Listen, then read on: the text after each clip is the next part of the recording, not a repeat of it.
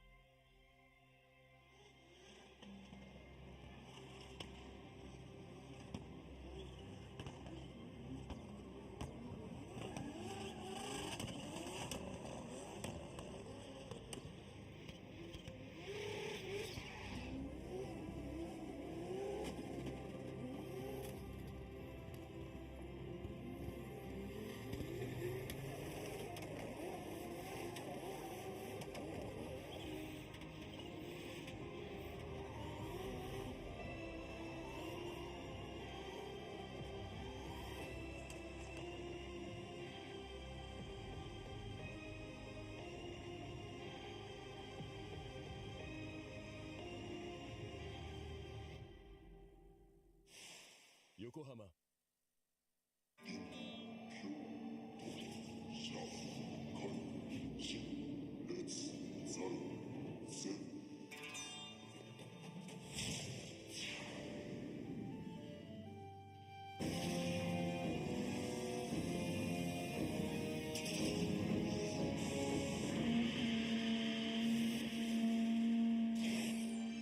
Ultimate lubricant. Mortis.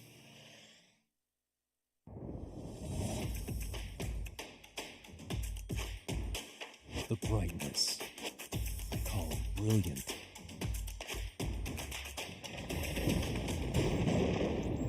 Valenti. What's up, guys? It's Frederick Ospo, and I use RSR suspension on all my drift cars. I love RSR.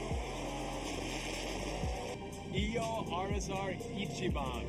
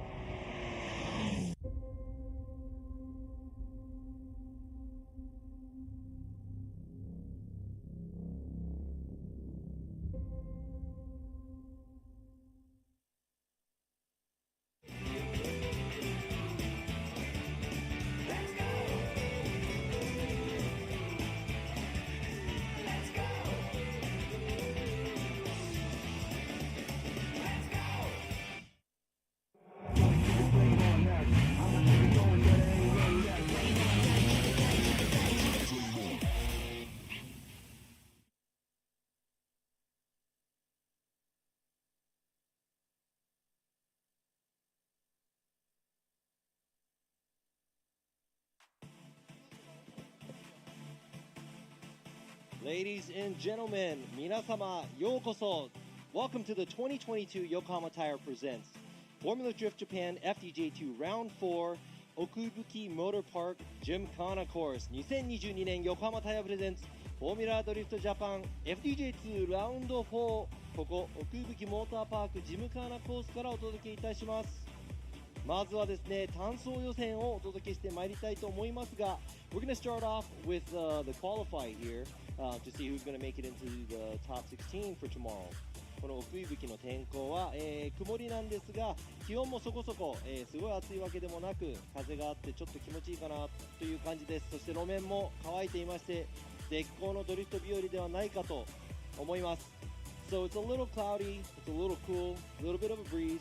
So I would have to say that this is probably perfect for drifting. それでは、実況席の方ですねご紹介していきたいと思います。So let me go ahead and introduce you guys who I am and who we have here. まずですね、実況は私ラビー西田、そしてジャッジの一人であります。そして、隣にいるのは、実況のケニー・ハリスです。So we got Kenny Harris next to me and I'm Robbie Nishida. I'm one of the judges and also will be commentating.And right next to me are my fellow judges. This is Mr. Fukada, Fukada Judge, Judge Fukada, and also Judge Imamura here. And Fukada is our guest judge. そしてFukadaジャッジはですね、今回ゲストジャッジとして、お越しいただきました。そして、皆様おなじみの、今村洋一ジャッジも、このジャッジ3人の中の、うちの1人ということで、まあ2日間にわたり、皆さんよろしくお願いします。So it'll be us here at the judging stand for the next 2 days. So welcome and thank you for joining us.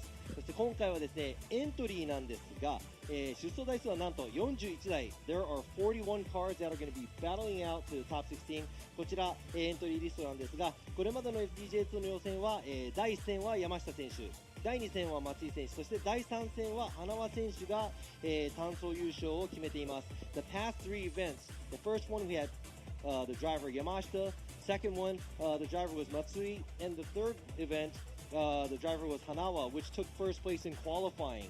さあ今回はどんな予選になるのでしょうか。すごく、楽しみにしています。I'm really looking forward to how it's going to turn out here at Qualified at Okuibuki.Yes, and a big thing is there's, I believe, 7 new competitors out. First time out, here they are for round 4. So we're going to see how they're going to develop themselves into Formula Drift Japan FDJ2 style of competition. そうですね、今ケニーが言った通りですね、7台ほど、FDJ2 初参戦の、ドライバーもいらっしゃるということで、このね、ジャッジのスタイルとかですね、このコースのレイアウト、そういうのを一番攻略して、予選を突破して、明日決勝に進んでいくドライバーは誰なのか、すごく見ものだと思います。さあこちら、スタートゲートもそうなんですが、このFDJ2 なんですが、横浜タイヤのワンメイクで今回も大会が行われます。So this is a Spec series. The FDJ2 is a Spec series of the Yokohama Tire, and it's been like this for the past few years. でこちらですね、アドバンネオバが、今年フルモデルチェンジをいたしまして AD09 になって、登場しています。このニュータイヤの、使い方も勝敗を握る、鍵となるはずなので、続いて、ドライバーの方もねどうやってこのタイヤをうまく扱えるかっていうのが、見ものだと思います。Yes, and it's a this is a brand new tire. Yokohama Advan came up with a new series. It's the 8009. They just introduced this new tire to the world beginning of this year. So it really depends on which driver can actually use this tire as their weapon, see how they can adapt to the track layout and how they can use the tire to their likings. Exactly, and that's what makes it interesting about this series is being a spec tire, and it's all about how they can develop themselves, like you were just saying, to incorporate the tire into their drifting skills itself. そうですね。でケニーも言ってる通り FDJ2 は、ワンメイクタイヤということでこのみんな同じコンディションイコールコンディションで、ドライバーの腕そして車のセットアップなどで、争っていかなきゃいけないっていうねすごく、ちょっと楽しみな、感じなんですが、この後ですねこのコース上の、審査の、ポイントを少しお話しさせていただきたいなと思います。Let me go ahead and go over some of the areas on the track that we're going to be looking at. まずですね、こちら、グランスの奥伊吹のコースなんですが、スタートラインがあります。そこでちょっと短めなストレートなんですが、このアウトゾーン1、ちょっと長めに取ってまして、アウトゾーン2までずっとアウト、スムーズに角度をつけながら走っていかなきゃいけない、コースです。そしてアウトゾーン1から2の、最後の方までですね、R がずっと、均一ということで、すごく走りやすいけど奥が深いような、コースなんじゃないかなと思います。そしてアウトゾーン3ですね、右側通りまして、そのすぐ後に、減速というかいっぱい角度をつけながらその振り返しの反動を利用してアウトゾーン4、フィニッシュライン手前のアウトゾーン4、うまくアウトを通っていかなきゃいけないようなコースレイアウトです。アウトゾーンの方なんですが、この箱が見えますが、箱に入っているだけではなく、その箱の外側にできる限り、車のリアバンパーの一番、外側を、一番近くに、近くで、通過しなきゃいけない部分、そしてタイヤが、それ以上コースの外まで、行かないように、抑えておけば、各ゾーンでも、ラインの得点は伸びていくと思います。そしてもちろん、コース上ずっといつも最大の角度で走っていくというのが、ベストだと思います。こちら、ラインジャッジ、深田ジャッジがラインジャッジで30点、今村ジャッジがアングルで30点、そして私、ラビージャッジが、スタイルで40ポイント、計100ポイントを争っていく、レイアウトとなっています。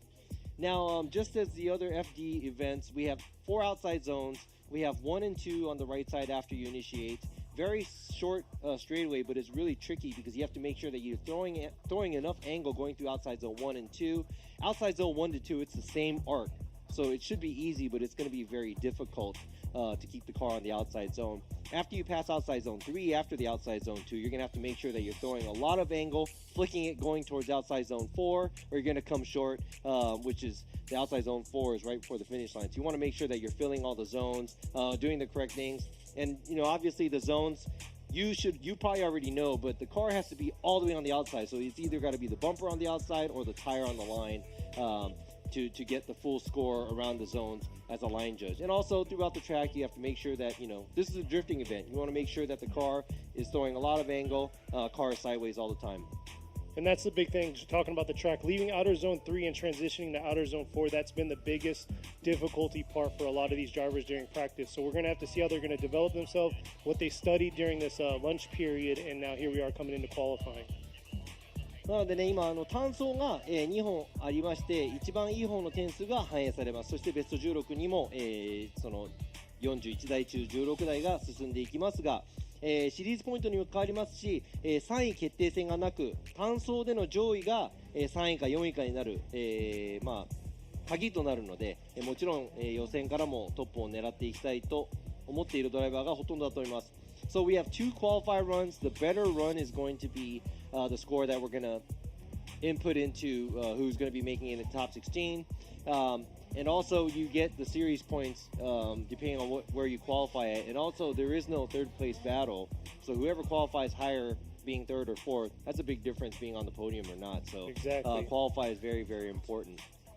But before we get into qualifying, just for you viewers out there, we're doing both Japanese and English on both channels. So if you go to the Formula Drift Japan YouTube channel or the Formula Drift YouTube channel, they're both going to be playing the both same live streams. So they do. Oh, they do. Oh. So you got to go ahead and check those either one out, but you're going to hear both of us on both streams. He's going to be covering it because we are also on the PA system. So we're talking to the crowd that's out here and or the pit crew out there. So he'll be doing a lot of translation of in Japanese, and I'll be trying to chime in whenever I can. But at the same time, he's probably annoyed that I'm talking so much because now he has to go ahead and translate most of it. Exactly. I always tell Kenny to keep it short so it's easy for me to go back and forth.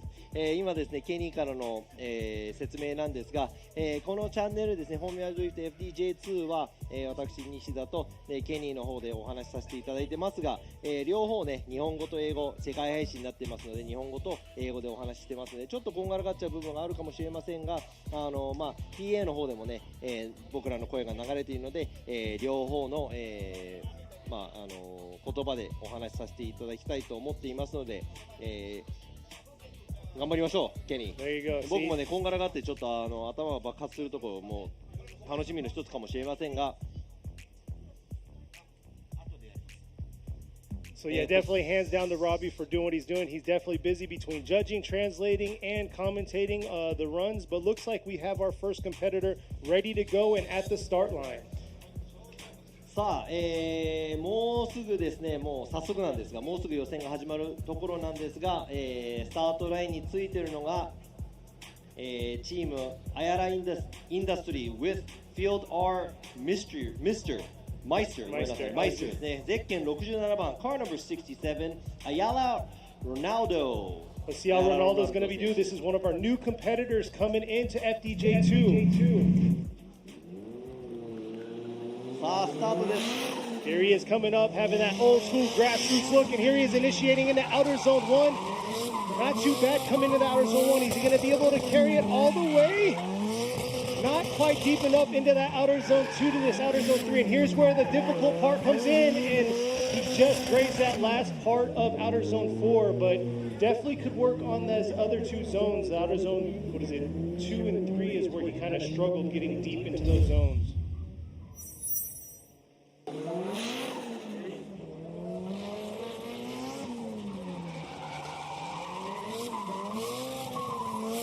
Nice job right there in outer zone 1, but like Robbie was saying, it's a short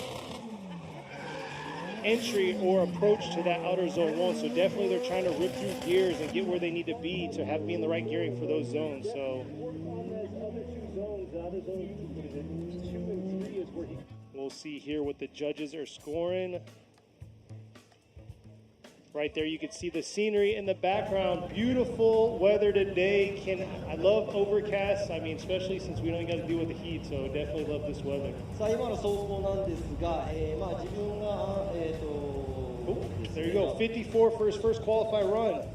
自分がですね、スタイルのジャッジを務めていますが、ちょっとやっぱり1コーナーアウトゾーンに行くところもですね、元気がない感じですぐにアクセル、踏んでられない、そしてアウトゾーン1から2に行くところもちょっとふらつき、3から4に行くところもですね、シャープにやっぱりできる限りアクセルすぐに踏み直したり、できる限りその車のふらつきをなくすっていうのが、鍵となるので、1本目は、54ポイントということで54 for his first run。さあ、続いてのドライバー、ゼッケン773 car number 773 Nanami Tsukamoto from Hibinojuku. Here she is in the JZ82. Look at real aggressive entry right here in the outer zone 1. Nice job. She's been killing it all through practice. Here she is ripping back around to outer zone 2. Not bad through outer zone 2, catching all of outer zone 3. And here's the transition, that difficult transition, losing a lot of the momentum from outer zone 3 to make it into that zone. But she was able to fill that zone beautifully.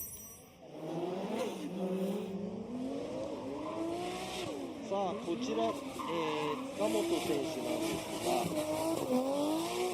結構最初からアクセルも入ってまして、アウトゾーン1、うまくトレースしてきたんではないでしょうか。もうちょっとですね、アウトに寄れる部分は少しありましたが、全体的にスムーズな走りができたと思います。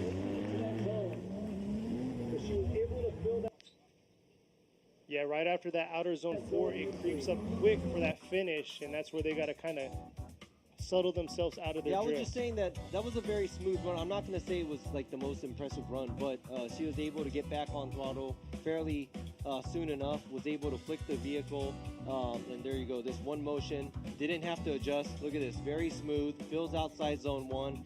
Looks like she's doing a good job on the zones. It looks like she's not as deep in outside zone 2 and 3 as much as 1, but I would have to say very smooth run by Tsukamoto. Oh yeah, that entry was awesome. I mean, like you said, she just came into it full throttle. There it is, 76. 76ポイントです。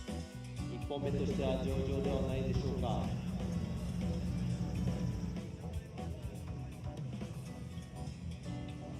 さあ、続いてのドライバー、Next driver is car number 3 from URAS Team Kyushu Cusco, driving the ER34 Skyline, Keiichi Nomura. 野村圭一選手、1本目です。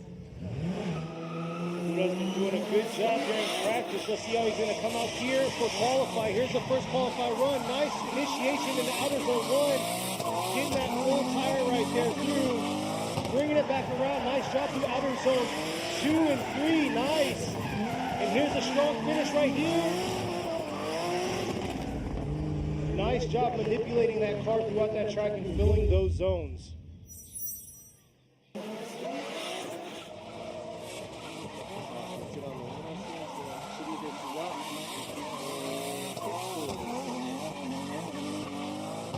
ところ定まっている感じなんですが、ちょっとアウトゾーン2から3行くところ、ちょっともったいない、気がしますが、あとは結構、全体的にいい感じの走りかなと思います。 Here we go. We got the drone footage. Yeah, Best so view in the he house. does a good job through outside zone 1, but it looks like he's hurrying a little bit too much going through outside zone 2, and he doesn't kick enough angle there, right there. Oh, made a What do you little see? correction right there. Yeah, so he almost went off course from outside zone 2. He did have to make that adjustment, but other than that, I think very committed. Not as fluid as what we just saw from Japan2, but a little bit more committed, but a little less. Bam, there you go, 85. yeah, 85. Nice job for a first run right there. Definitely leaves, I mean, a lot of putting it back out there on his second run. さあ、ただいまの、野村選手の、スコアが85点ということで、1本目では、上々なスコアかなと思います。さあ、次のドライバーです。Next driver is car number 56, Shigenobu Koga from Gunsports Team 九州。ガンスポーツチーム九州の古賀重信選手、1本目です。Looks like he's ready to go. Got the green light. Got some signal delivery on. Coming into this approach to outer zone 1. Definitely a different approach there. Not as aggressive, but look at that. Filling the zone. Coming all the way around. Filling outer zone 3 there. Let's see how this transition is going to go. Real early on the transition. And fill the zone right there. Almost struggled leaving that outer zone 3 and transitioning through that outer zone 4, but was real early on that flick. さあ、スタイルジャッジとしての見方なんです。この選手、ここ1コーナーの分、なかなかの口やった。この後ですね、アウトゾーン2から3人で、ちょっとこの、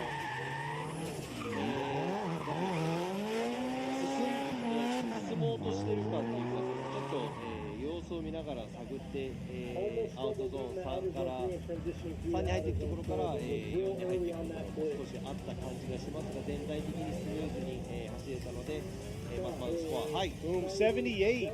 さあ78ポイント、やっぱね、70ポイント後半、1本目から取れるとちょっと安心、できるのかなと思いますが、でも、残りね、30何台。どんなスコアを取ってくるか分かりませんが、続いてのドライバー、ゼッケン68番、谷光一選手、ハイテンション and RYO and Mokies。Car number 68, Koichi Tani with high tension and RYO and Mokies. First run. See how he comes coming around. Nice approach here to outer zone 1. Not too bad through outer zone 1. Here he is, ripping back around to outer zone 2. Getting that tire right there. Could have been a little deeper, but right there, nice job. Here he is, holding back, trying to transition over, and just holding on through that outer zone 4. ちょっと3から4に行くところの処理が少しもったいないですが、1から、2に行く部分はすごく元気が良かったんで、逆振りをしなくても結構いい勢いで1個のモーションでアウトゾーン1に、行けたので、そこも綺麗にまとめられたなという感じがします。そしてアウトゾーンも、いい感じで取り組んで、ちょっと若干ストーリー気味かなという部分がある、ところがありますが、なかなかの走りでした。So I'd have to say outside zone 1, going to outside zone 1 compared to everybody else, it looks like he flicks, he just does one flick, he doesn't do a manji entry, which is pretty impressive, and he was able to keep it in one motion, flick it hard, make it go into, but there you go, right there. 71. さあ71ポイントです。ちょっとアングルのスコアが低いかなという感じがしますが、全体的に、2本目どうにか、上げられるスコアだと、思いますので、十分なスコアだと思いますので、2本目頑張ってもらいたいと思います。It looks like he is a little low on the angle and the line. There's a little bit that he can make better for a second one. さあ続いてのドライバーです。Next driver is car number 222, Yuichi Tashima from Tier Motorsports. 続いてのドライバーはゼッケン222リアモータースポーツの田島雄一選手。Rocking the 180 front with the S14 rear. Here he is, coming into outer zone 1. Like Robbie was saying before, different approach there. Not as aggressive coming in, but able to fill that zone. And here's that transition. Just able able to get there on that edge of outer zone 4. ちょっとですね、スライドジャッジとしてはあまり元気がない走り、まずアウトでですね、アウトに飛び出しそうになっている部分、なんとか修正するためにアクセルできれなかったり、そして間で、やっぱりストールがあったりとか、ずっとアクセル音を保てないっていう部分で、ちょっとスタイル特典的にはすごい伸びはないと思いますが、ラインのジャッジとアングルのジャッジ足してみて、はい、63点です。田島選手1本目63点。Yeah, like you were just saying, the way he entered, he had to wait to get back on gas at outside zone 1, and in between the other zones, it looks like he wasn't stalling it, but he wasn't quick back on throttle. And it looks like he took away from the angle leaving outer zone 1 to go to outer zone 2. And it looks like a lot of these drivers are doing that, not carrying that hard angle through and making an adjustment right after that zone to get to that outer zone 3. We want to see a lot of throttle, a lot of angle, and just craziness. Yeah, biggest thing is the fluidity throughout that course. さあ続いてのドライバー、ゼッケン32番、村田モータースポーツグッドトップスレーシング、和也大関和也選手。Ozeki's got an aggressive body kick going on right here. Sharp lines. Here he is. Look at this. Taking a different approach right here. Coming into outer zone 1. Looks like he held back just a little bit, but is that going to... Oh! And unfortunately not able to allow him to get through that outer zone 1 and carry it through. 今のは、大きいミス、大関選手、振り出しでちょっと振り切れなかった部分があって、車戻ってしまいましたね。And it's like a huge correction. And you say it every single time. When you approach, if you have a bad line from the jump, it's going to throw you off the rest of the course. And you can see how he kind of came in his entry and he kind of held back and didn't commit to it. He hesitated, then the car rotated. So that's not a good example for any of the drivers. Hopefully he can come back stronger for the second run. 大関選手ね、2本目、頑張って走ってもらいたいと思いますが。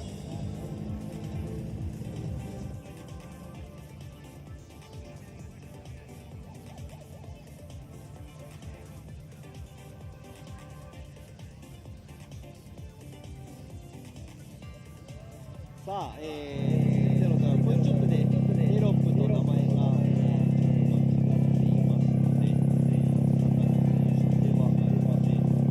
次のドライバーは、ゼッケン22番、星敦樹選手、リードレーシング。So the next driver is not. Yeah, there we go. This is the right driver. Car number 22, Atsuki Hoshi. He's from Lead Racing driving the FD. さあ、FD に乗る星選手、1本目です。Let's see how he's going to do it. I believe you talked to him one of the other rounds. I talked to him. Yeah, pretty much. You really do talk to him. So let's see how he's going to do here. And he was talking about how he's ready to compete. Here he is ripping around the outer zone 1. Nice shot through outer zone 1. Look at that throttle all the way, committing to this outer zone 2 there. Not holding back, no adjustment. There he is right there, coming into outer zone 4. Can he finish strong? Nice shot through outer zone 4. But man, what a way to commit to the track. Can't forget that the fourth outer zone has 10 points in line. I know. ちょっとですね、ここで全体的に流れは良かったんですけど、ここでちょっと、修正が入りまして、その後ですね、すごく元気よく見切れたところなんですが、一つだけ皆さん忘れちゃいけないのが、アウトゾーン4はラインでも10点満点中、なので、アウトゾーン4はきっちり取らないと、ちょっとスコアに響いてきちゃうんじゃないかなという、ところですね。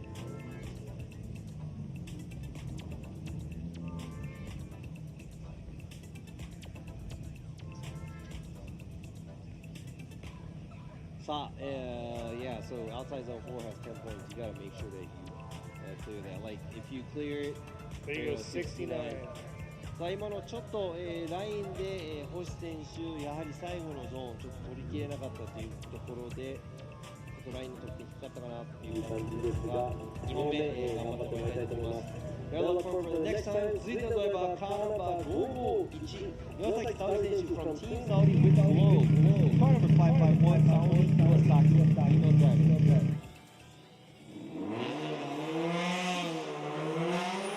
He is ready to rip, coming up to outer zone 1. Nice early entry right there to outer zone. Oh! Just able to hold on there. Woo. 残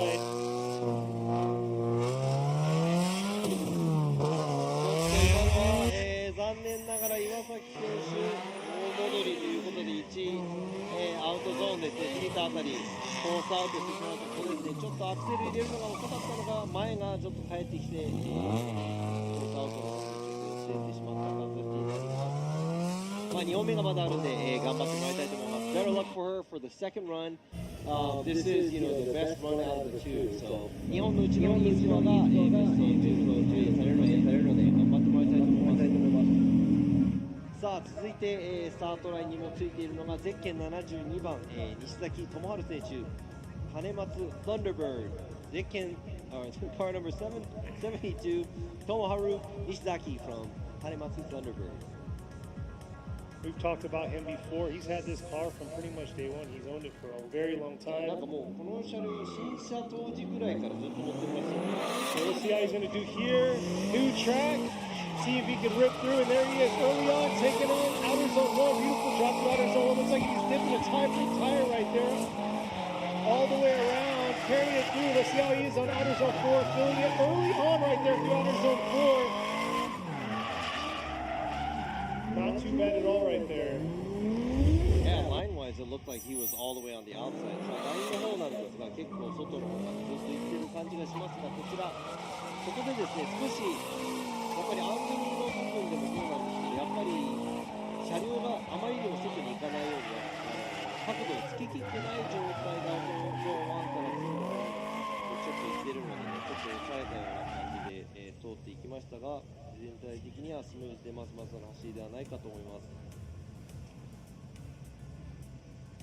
Overall was pretty smooth, but like Robbie was saying, the angle part is where he could probably adjust himself to get a little bit more So angle. what happens is when you're going off, and it looks like 78ポイントです。西崎選手のスコア78ポイントです。When you're going out and the car looks, it feels like it's about to go off course. A lot of people can't just get back on gas or go the angle because it'll cause right through your tires to off course. さあ、続いてのドライバーです。カーナンバー570宮坂雄一選手、Artist and Motis デクノバ、Car number 570、雄一宮坂。See how this. さあ、宮坂選手の1本目。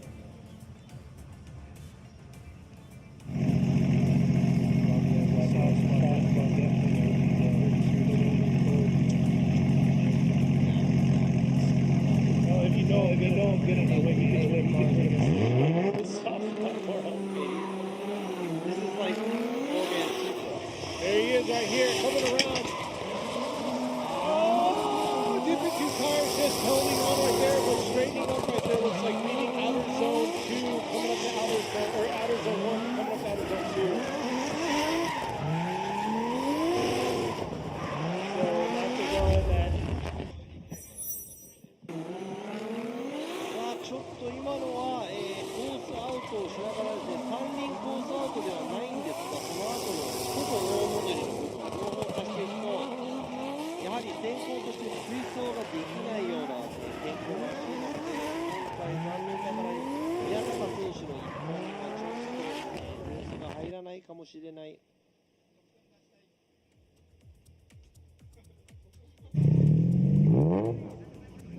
ですね、1本目は残念ながら0点、宮坂選手2本目、なんとかコース内でね、戻りがないように走っていただきたいと思います。Yeah, so that was an unchaseable lead pretty much. So you got an incomplete on. Hopefully you can do a better job for second run. さあ、続いてのドライバー、ゼッケン82番、糸山周平選手、Makeup Garage B2, Car number 82, 周平糸山。First run. Gnarly looking body kit right here. Here he is coming into this outer zone 1. Oh, real early right there, carrying it through. Look at that, early in the outer zone 1. And carrying it all the way through, riding that line, coming around to outer zone 2. Beautiful job, look at that, beautiful angle. Leaving outer zone 3, and here it is, real early. Oh, just holding on. Maybe a little bit too much there, entering the outer zone 4. いやちょっとですね、今最後の方、アウトゾーン4に寄っていくところで、ちょっとストール気味になってしまったところがちょっともったいないかなと思いますが、アウトゾーン1、振り出してから、アクセルの回が速い、長い、そしてずっとアウトを寄っている、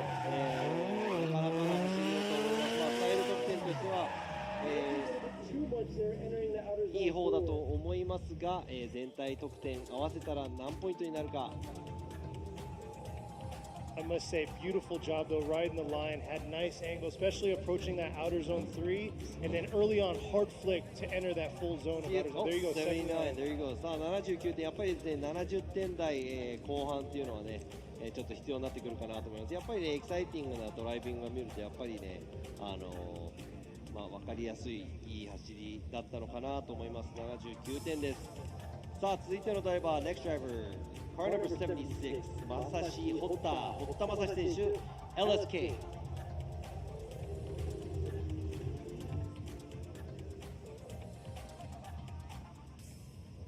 Looks like Hota's ready to go, leaving the chicane now, coming up and approaching the 3-2-1. Oh, not able to get that outer zone 1. Let's see if he can collect these other 3 zones. Not too bad through outer zone 2. Here he is. Little shallow into outer zone 3 and not able to make it all the way out to that outer zone 4, which is really going to affect his scores from outer zone 1 and 4, not being able to make it to those zones. さあ今回堀田選手、アウトゾーン1まで届かないんですが、ここでも修正が入って、ちょっとこれは部分が多い走り、そしてね、元気もあんまりないような走りなので、もったいかなと思いますが、アウトゾーン1もね、できってない、アウトゾーン4の方も、外に行ききってない感じがしますが、全体的に合わせて何ポイントになるか。He totally missed outside zone 1 and also outside zone 4, which is 20 points right there, just on line. And also there was a lot of adjustments, very shallow on the angle, so yeah, it's not going to be a good score. 42ポイントです。残念ながら1本目42ポイント。堀田選手2本目に期待したいと思います。Looking forward to his second run. Hopefully he can make it through. さあ続いてのドライバーです。 Next driver ゼッケン290、阿波野木更木選手。 This is 木更木Awano with the Rocket Bunny Racing JZX100 Presto。 ちょっとですね、ですよね、写真の方は、高田選手になっていますが、 So it's not 違いますね。 Takata. 高田選手ではなく、次のドライバーは、阿波野選手。ですね、高田選手は、ちょっと今回走行できなかったということで、順番繰り上げになっていまして、阿波野選手になります。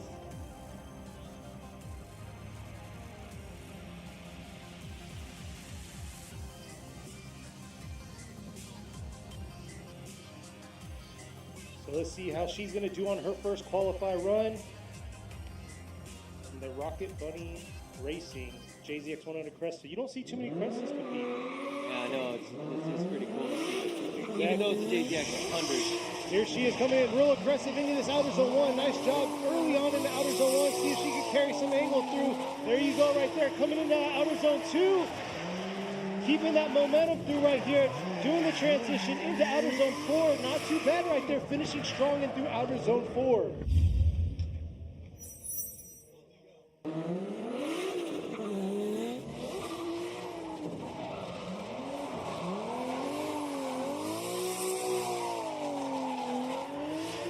So very smooth, fluid run by Awano. Like right here too, I like the way everything was just very smooth. I'm not going to say it was the most committed run, but I would have to say fluidity-wise, very good job by Awano.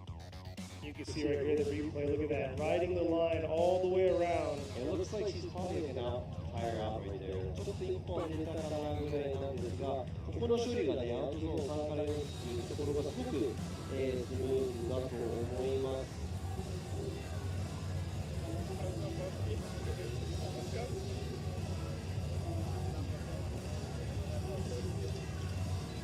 We'll see what the judges have to say. For those of you viewing, this is a new track setup for us. This is the first time debuting this track here for the FDJ2 series.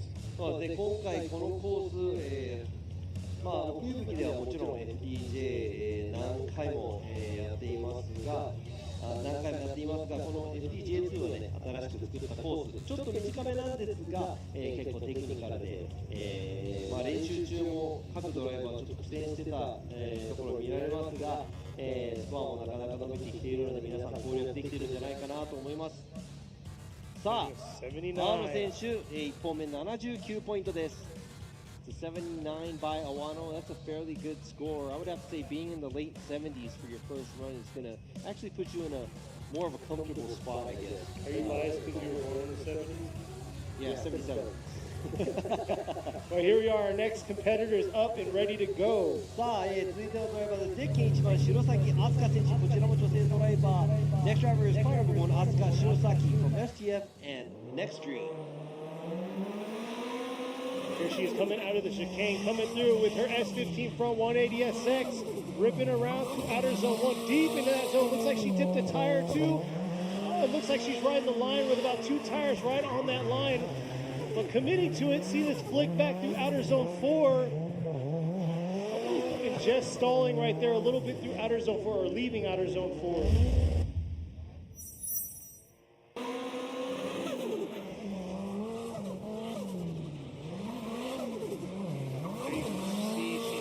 About a tire or 2 right there and just roading with about a tire out.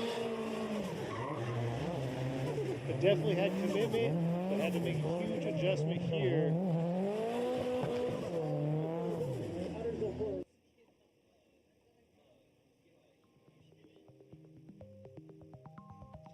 今の走行なんですが、よく見ていかなきゃいけない部分が1から2本のタイヤずっとちょっとコースアウトしている状態。白崎選手、そしてアウトゾーン3から4に行くところもここはいいんですが、ここでですね、微妙にフィニッシュライン直前でまっすぐ気味になっているという部分が目につきます。もうちょっと元気よくフィニッシュラインを越えていただきたい。そしてコース内にできる限り車を置いてもらいたいというところです。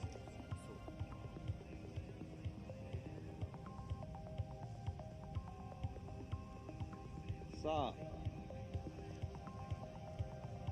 う一回リプレイをご覧になっていますが、そこで1アウトの方でもちょっとふらついて、コース内に車を収めているのが困難そう、に映っていますが、もうですね、もうちょっと早くアクセルを入れて角度がついた状態で、やっぱり、ラインアングルも全体的にスコアが伸びなかった56ポイント、白崎選手。Yeah, line and angle was definitely affected there. 56 for her first qualifier run. 2本目に白崎選手期待したいと思いますが、Next driver up, car number 66, 龍馬岡田龍馬選手、ゼッケン66番 K's Racing。2本目です。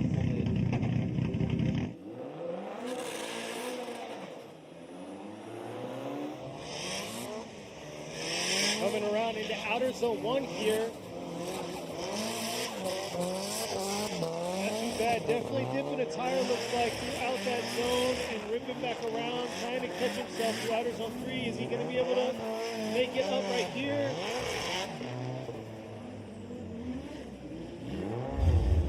このコースなんですが、やっぱり1のアウトに行くところが、やっぱりアウトゾーンに車を流した状態でアクセルを入れるのが、やっぱりフルトロットルにしていく場所がですね、遅れれば遅れるほど車がアウトに流されていく、早めにアクセルを入れて車がちゃんと展開して、コースが回っていかないような、レイアウトになっているので、ちょっと、岡田選手、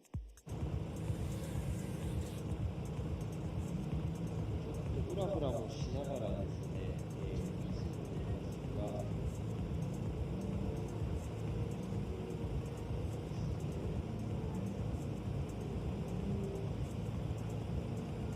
Yeah, pretty much all of outer zone 1 and halfway through going to outer zone 2 looks like he was about a tire off. But after that, he was able to collect himself. Outer zones 2, 3, and 4 was able to get to those zones.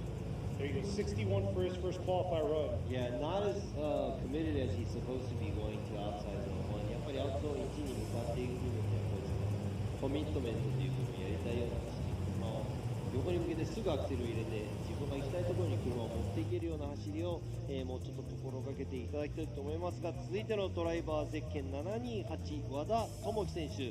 Next driver up, car number 728, Tomoki Wada from Kaname with I-Tie.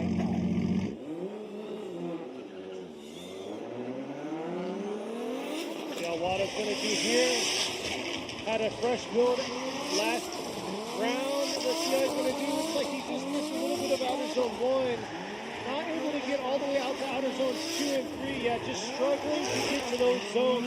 zone.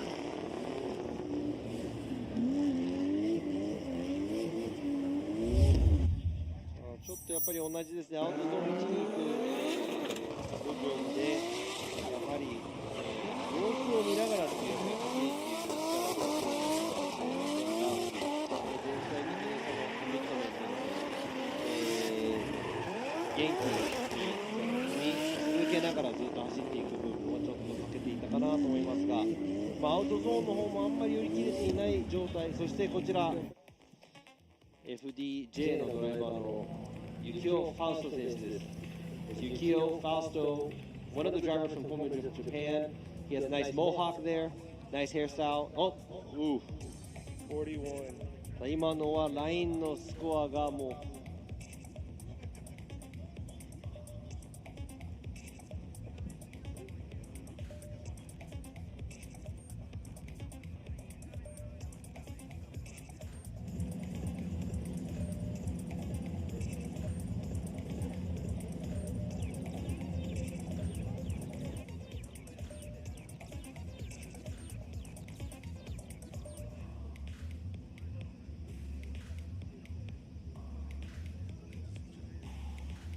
Judges are ensuring that these scores are put in right.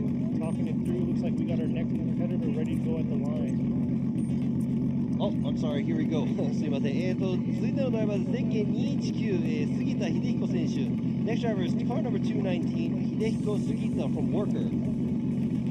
さあ、レアな、なかなか大会であまり見ない C33 ローレルです。Car that's kind of rare to be in a competition, but very cool car. Yeah. Yep. Very cool car, C33 coming out, still rocking the RB. Here he is, coming into this outer zone 1. Real deep into that zone. Looks like he took a little bit away from his angle there in the outer zone 1. And kind of struggling to keep that fluidity throughout that portion of the track. Let's see how he's going to transition here through outer zone 1. Oh, it looks like he didn't drop the gear to get ripped through outer zone 4. Not ideal at all.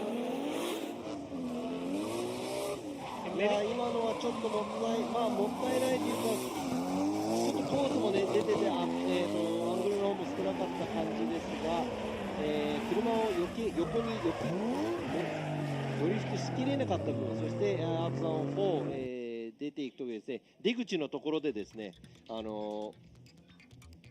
まっすぐになってしまったので。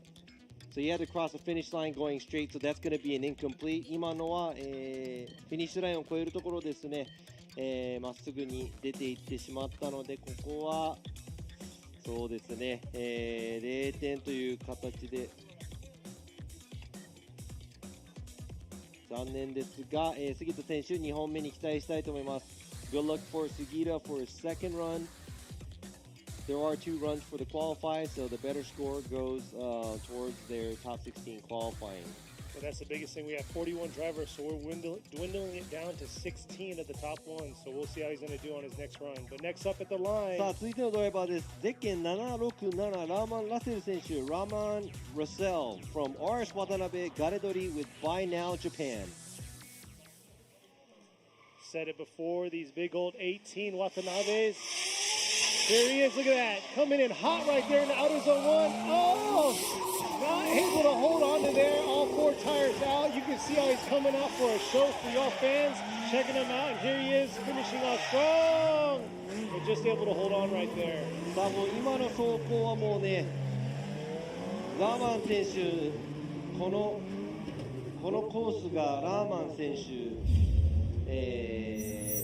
まあ、小さすぎたかなっていう感じです。Looks like the track was just a little too small for Yeah, he was coming in hot. He thought it was Sugo all over again right there.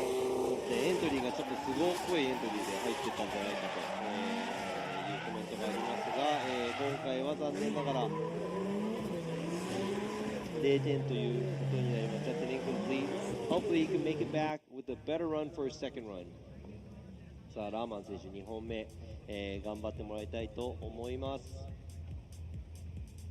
さあスタートラインについている、ドライバーゼッケン29番、山川貴信選手。Next driver up is car number 29, Takanobu Yamakawa from LV Racing Junior with Yakiniku Momozo with Midwest Motorsports with JC.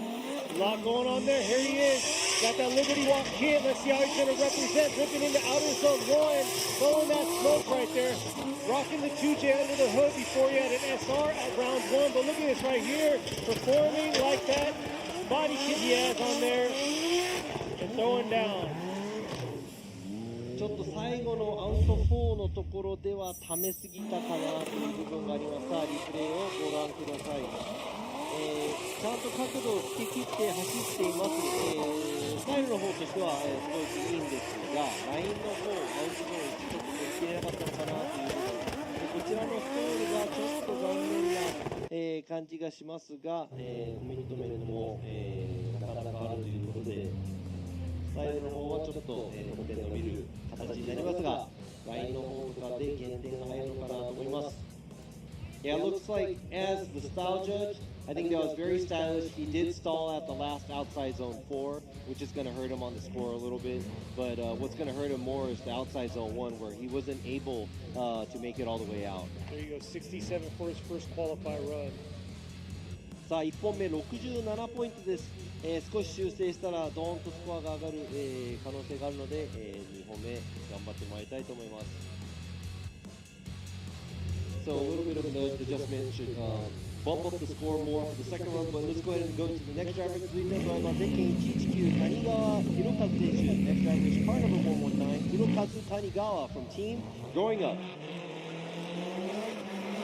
He's coming through the chicane here. Let's see how he is. Oh, nice aggressive approach. Can he hold it through into outer zone 1? Looks like he took a little bit away of his angle right there. Here he is coming through outer zone 2 to outer zone 3.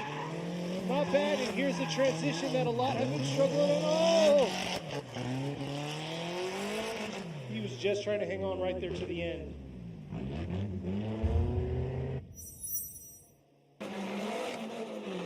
さあ全体的にですね、アウトゾーン4の方でも少し、ち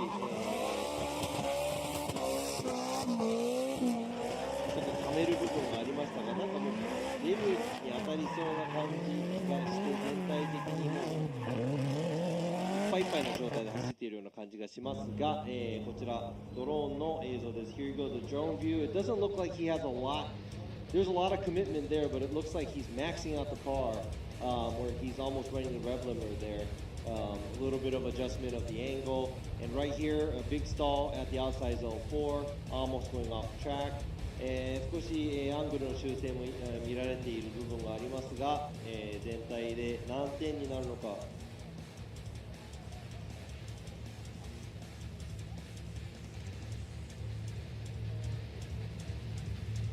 72 for his first qualifier run. さあ1本目のスコア72ポイントです。なかなかの得点だと思います、谷川選手。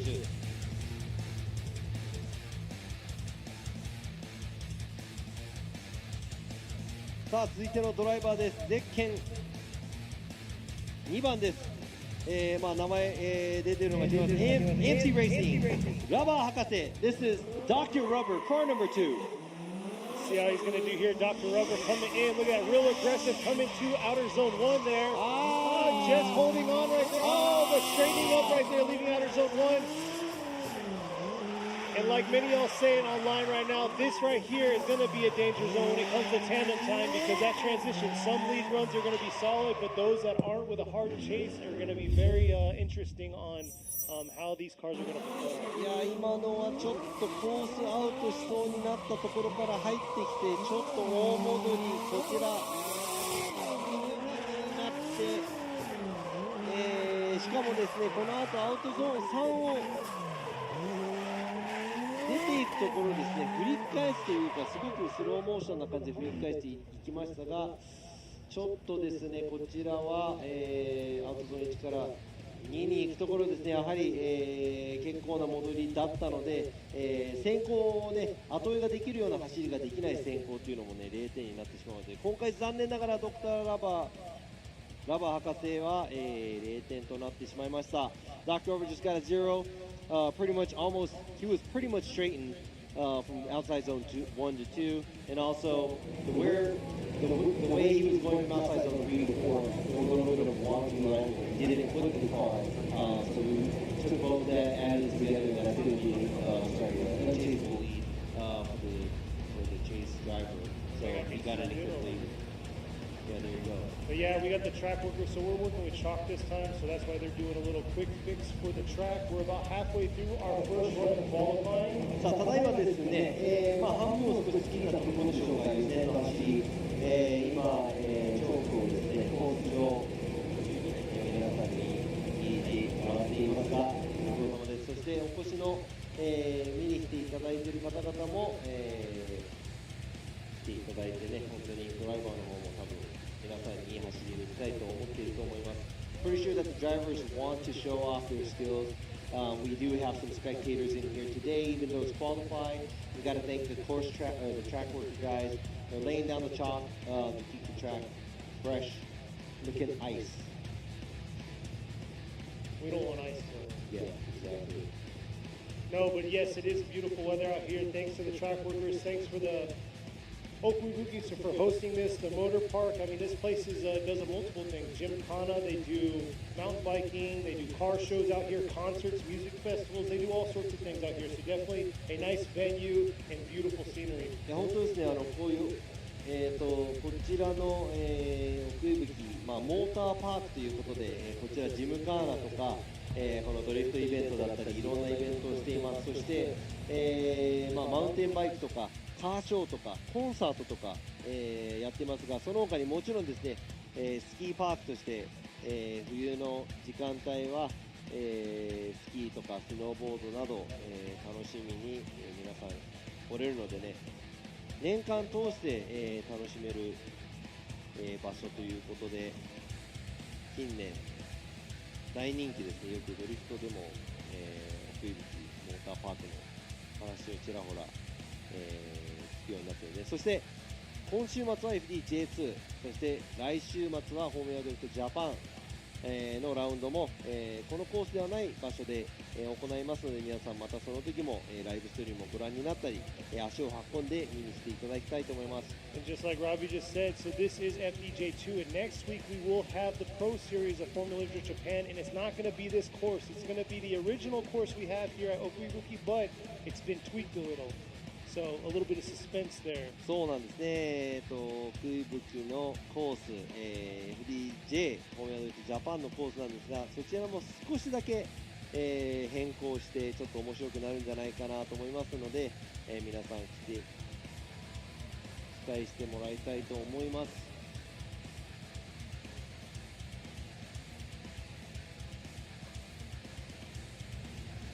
So it's like the crew is wrapping up the minor fixes. So こ we ちら have で横浜の、バナーがありますが、もちろんね、スペックタイヤシリーズ、ワンメイクシリーズということで、This is the Yokohama Tire Spec Series FDJ2. Everybody's on the Yokohama Advan 8009. 全選手、横浜タイヤのアドバン8009相手のですね、競技ということで、すべてイーブン、みんな同じ。あとは腕と車の作りの勝負。Everybody's on the same grip level, same tires. It's all up to the driver's skill and the car builds.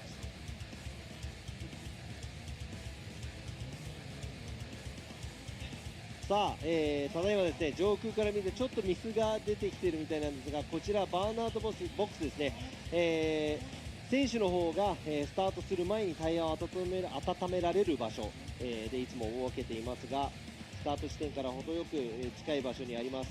Here's a burnout box here at Okuibuki. It looks like there's a little bit of water leaking from the corner because it's on the side of the mountain, but this box is used so that the drivers are able to warm up their tires before they make it to the start line, so they are ready to rock right here at the start. さあ、今ですね、バーナードボックス、タイヤを温めてから、スタート地点に今、来ました。鉄筋81番、高橋純一選手。Nice looking vehicle, driven by car number 81, Junichi Takahashi from Beikolo with Riseworks Army Tricks. rocking them Watanabes, very aggressive look. Let's see how he's going to perform. Got a little wild during practice, so see how he's going to come up and approach outer zone one. Look at that, a little wild right there, coming in hard. Can you hold that all the way through? Oh.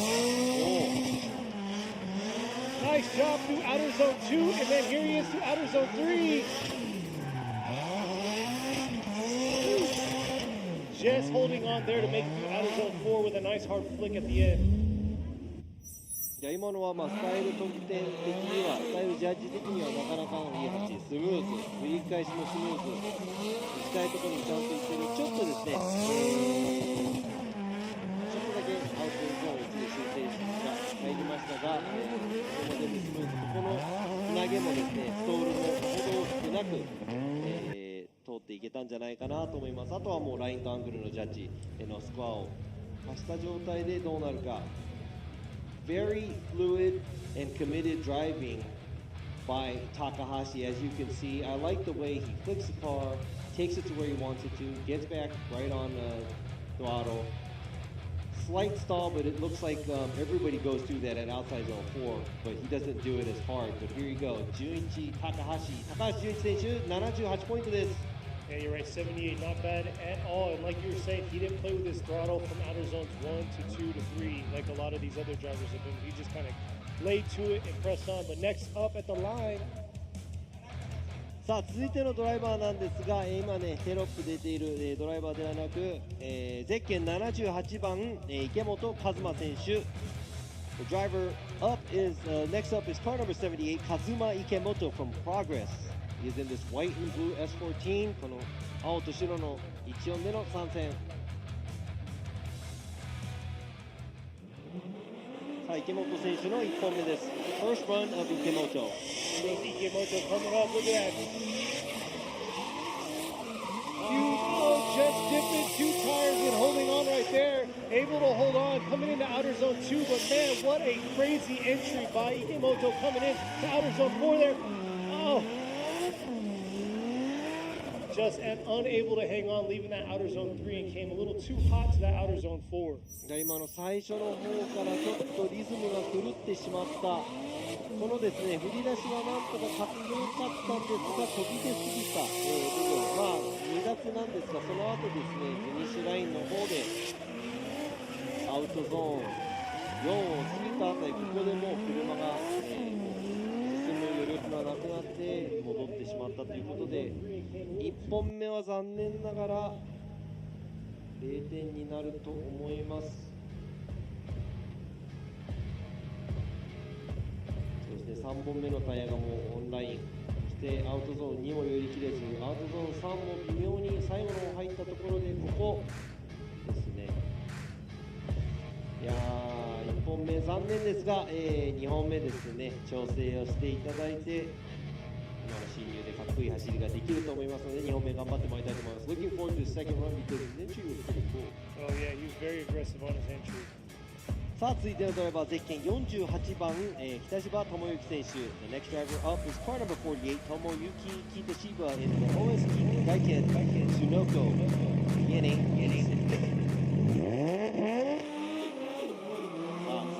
新車の86です。Coming along. Real early in the outer zone 1 there. Not too bad. Looks like he struggled a little bit there. Made an adjustment through that outer zone 2. But coming real early in that outer zone 4. Not bad through outer zone 4 right there. Real early approaching outer zone 4. まあスムーズはスムーズなんですが、ちょっと北島選手、やはりこの角度も、アクセルも全体的に、回路も少ないので、やっぱり合わせながらコースをうまく走る。まあ1本目なのでね、もしかしたらラインをなんとか、重視して走っているところがあるかもしれませんが、スタイル得点的には、すごい伸びる、こともないので、こちら73点になります。For the first qualifier Yeah, run. I'd have to say not much commitment. He's not on throttle, not a whole lot of angle through outside zone 1, and that's pretty much one of the important parts of this track. But you know, he does have a score on the board. まあ得点が入ったのでね、2本目期待したいと思います。続いてのドライバー、ゼッケン20番、南正幸選手。Next driver up is car number 20, 正幸南 from Team YNJ. Let's see how Minami's going to do. Here he is, coming real aggressive. Many of the drivers are catching on with the aggressive approach to outer zone 1, and there he is, ripping, holding on. just maxing this car out. I know he said he struggled a little bit with the power, but looks like he's not struggling too bad through outer zones 2 and 3 there. さあまた、ちょっとですね、先ほどの北島選手とは違う感じなんですが、スムーズさもすごくスムーズな走りと言えない、この角度のやっぱり1から2に行くところで減らしてまた増やさなきゃいけない部分、そしてこちらのスロールが少しアウトゾーン4の方でも、うまく処理できれなかったかなという、部分があります、南選手。さあ、ドローンでの映像です。I'd have to say the same, a little different from what we saw with Kitashiba with Minami. A lot of angle changing from outside zone 1 to 2. It looks like he was darted to outside zone 2 and then the stall from outside zone 3 to 4.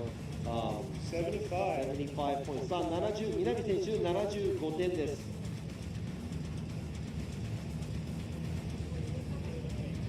Yeah, the outer zone 4 transition, we said it early on, it's definitely going to be an issue. And looks like a lot of these drivers are starting to get it and understand it, but let's see how this next driver is going to go.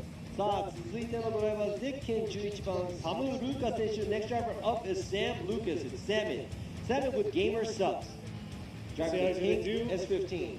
All these online viewers were asking when he's going. Here he is. He's going for his first qualifier run. Oh, something's going on. What's going on? Yeah, we over-anticipated, but he's sitting at the line. It looks like he's ready to go. Just okay, I'm sorry. They're just waiting for the drone to get ready, but sorry about that. Let me go ahead and start all over again. There you go. So everybody, let's see. Hey, you know what? They wanted to kind of build the suspense for Samet going, but here you go. Samet, さあ、サミット選手。But overall, Samon's been doing a phenomenal job for practice, and he definitely had a good spirit coming in, saying he loves the track layout looks fun. So we'll see how fun he's gonna make it. そうですね。まあサミット選手、サム・ルーカ選手、練習を途中からしていただいて、なんなら前回のスコーラーで4位になったのですごくいいテンションでこのラウンドに変えたかなと思います。Being fourth from the last event, coming into this event, like I said, he had really good spirit. Looks like he's very comfortable with the car. まあ車もね乗り慣れてきてちょっと、まあ乗り心地が良くなってきているのかなという感じがしますが、こちらこの、スゴーとはまた違ったペースの、コースでどんな走りをするか。Let's see what kind of run he can make because it's very different from how Sugo was. Definitely a smaller and tighter course. It looks like here he is coming in hot. Look at that, ripping hard into outer zone 1, controlling that car, coming into outer zone 1 right there. Beautiful job. Ripping around this outer zone 2. Look at that smoke cloud. He is tracing into outer zone 3. Oh, he just couldn't hold on right there through outer zone 4. Definitely the trickiest part on the track. でもまあ今までの選手とやっぱりそのパワー差とかいろいろあるかもしれませんが、こういうエキサイティングなドライビングっていうのはね、今アウトゾーン4で、回らなかったら、まあまあいい得点になったんじゃないかなと思いますが、1本目残念ながらサム・ルーカ選手ここで、0点となってます。That's an incomplete by Samet, but I'd have to say out of all the cars, I'm pretty sure there's difference in power and all this stuff, but it looked really, really exciting. He flicked the car. Good enough angle going through outside zone 1, on throttle most of the time. So looking forward to his second run.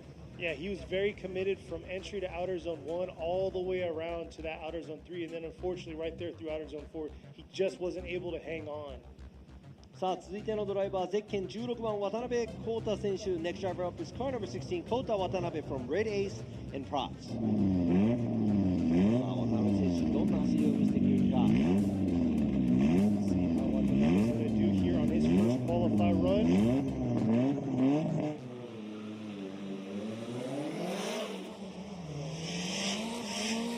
Nice job, a little less subtle there through outer zone 1. Holding back just a little bit through that entry to outer zone 1. And there he is finishing up real strong here through that outer zone 3. Ooh, but making a huge stall right there, approaching that outer zone 4. 全体的にすごく、スムーズだったんですが、やはりアウトゾーン3から4に行くところのちょっと、つなぎが雑だった、感じがします。渡辺選手ですが、でもね、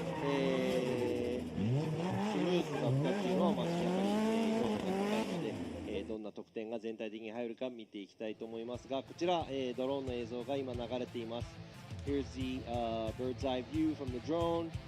I would have to say, I'm not going to say his transition from outside zone 3 to 4 was the best, and there was a slight stall there, which is going to hurt him on the commitment point of what I'm scoring right here, the style. But I'd have to say the fluidity part of it, very smooth overall.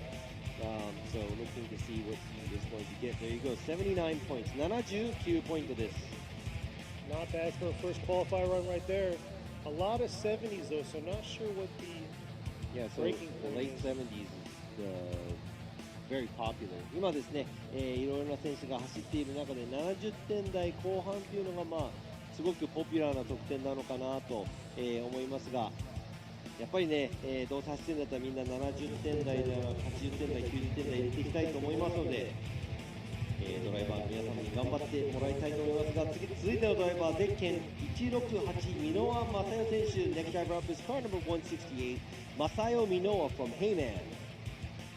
さあ女性ドライバーの箕輪選手、ファミリーのお母さんということで The mother of the drift family、Masayo's first run.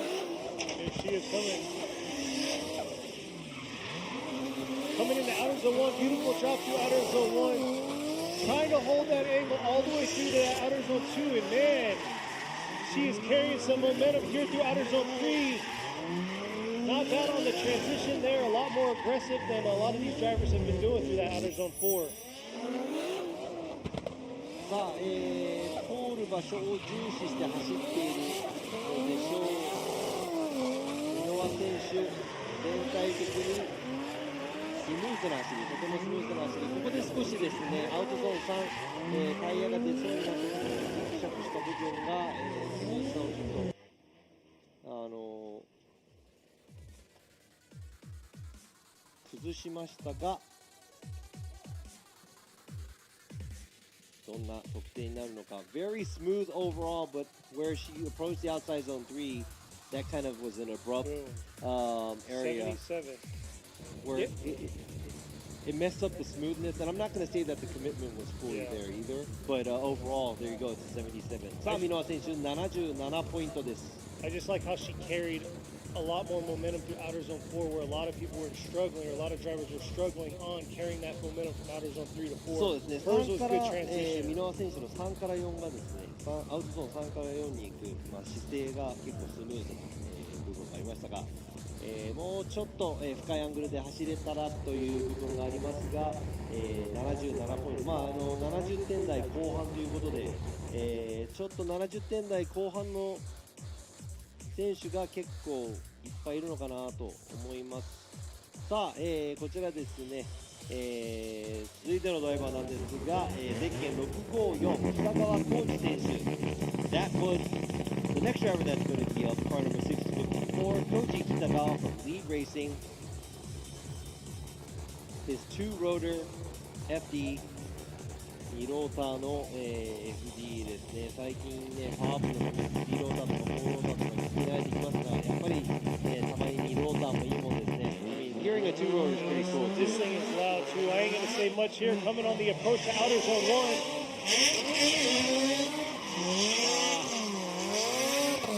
Just a little bit late there and dipping 2 tires, leaving outer zone 2. Trying to adjust himself here for outer zone 4. Not quite able to get all the way out to outer zone 4, just the last part of outer zone 4.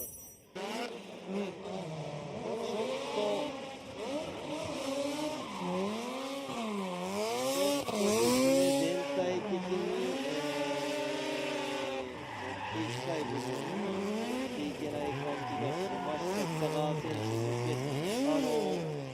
全体的にですね、やっぱりそのラインが、合ってない分、やっぱりアクセルを入れる、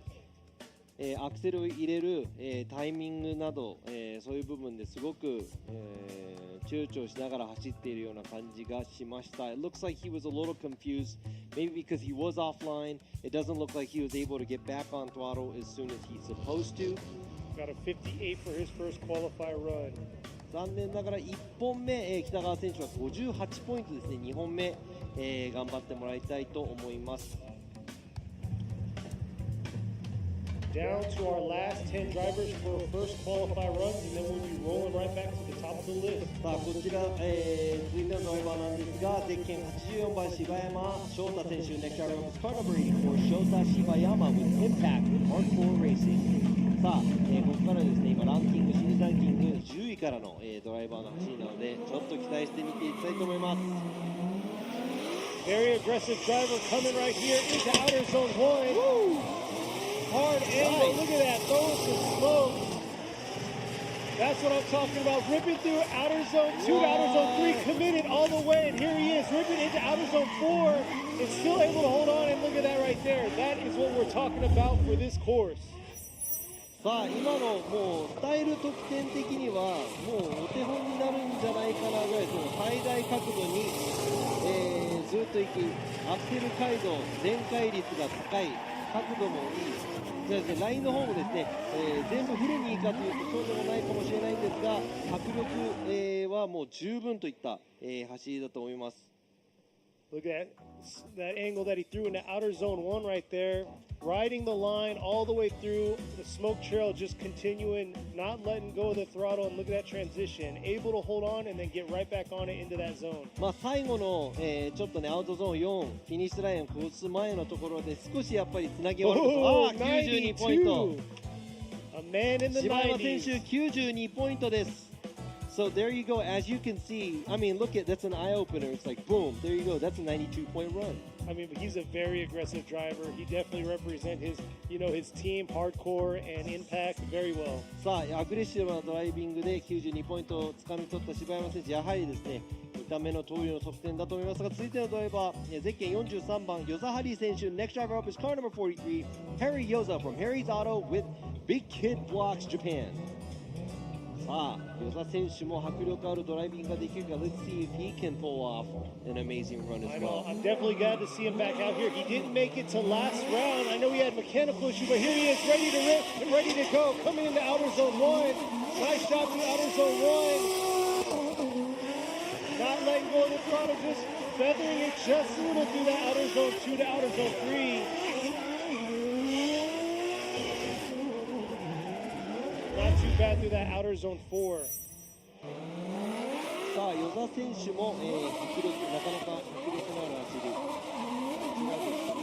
ちょっとやはりアクセル、入れるところがアウトゾーン1に届いた状態、から入れる感じになっていますが、全体的にスムーズな走りだと思います。That was a pretty smooth run. I'd have to say, I'm not going to say it was as committed as what we just saw with Shibayama, but a fairly good run by Harry. Yoza, a lot of the drivers, like I said, if they don't flick the car hard enough, it's really hard to get back on gases earlier at outside zone 1. They have to kind of wait for the car to settle, then they get back on gas. So there you go, 79. さあ、今の走り、ヨザ選手79ポイントです。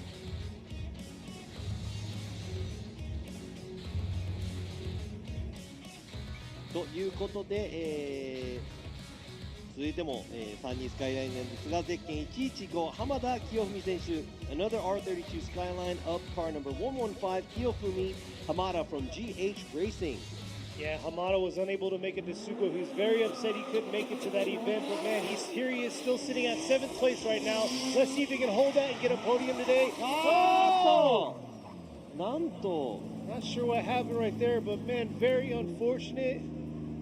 なんか浜田選手ね、都合のラウンド残念ながら出れないということで今回、勢いちょっと余ってしまったのか、ちょっと前が戻ってきてしまって、コースアウトしてしまったので残念ながら1本目0点。あ、右前のタイロットがダランとしてるので。It looks like his front left is it's snapped. Is it front left? What's that hanging on the front right? Could be both. I don't know, but I know he just tried. Oh no, he turned it. See, the left is there. Okay. It's the front right, I think. 今のね、右前のタイロットがダラーンとなってたっぽいから、ちょっとタイロットがだから車がああいう状態になってしまったんですね。残念。Man. That's why the car went out, because the front right looks like he lost a tie rod or something because I saw it hanging from the bottom of the car. So unfortunate for Hamada. さあ今ですね、浜田選手の、ちょっと車両トラブルが起こってしまったので今、ですね、はい、今ですね、ちょっと、車両を、引き上げる最中、ちょっと皆さんですね、エントリー台数が増えているので FDJ2、ここでね気になるニューエントリーカーと、ドライバーをちょっと見ていきたいなと思います。I want to go ahead and check out some of the new drivers in the entrance that we have because we do have a lot of drivers this round. So let's go ahead and check that out on this video. さあ気になるマシンとドライバーがいたのでちょっとお話聞きたいと思います。お名前、そしてマシン使用馬力など教えてください。はい、昼は暴れん坊、夜は暴れん坊、ノブケンジュニアケイちゃんです。よろしくお願いします。はい、僕のマシンはこちらの ER34 スカイラインクーペですね。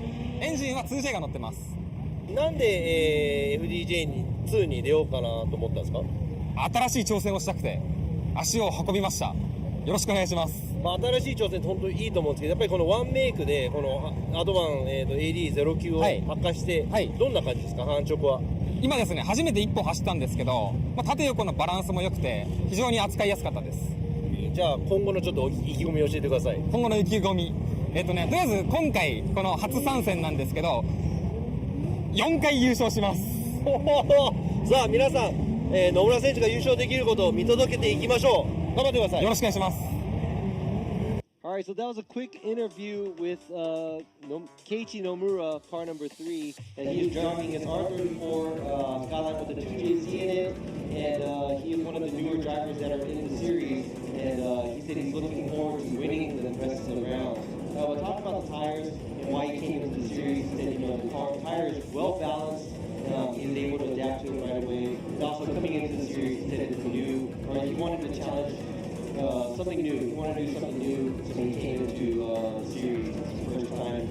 I'm pretty sure he's going to do well, and gotta wish him good luck.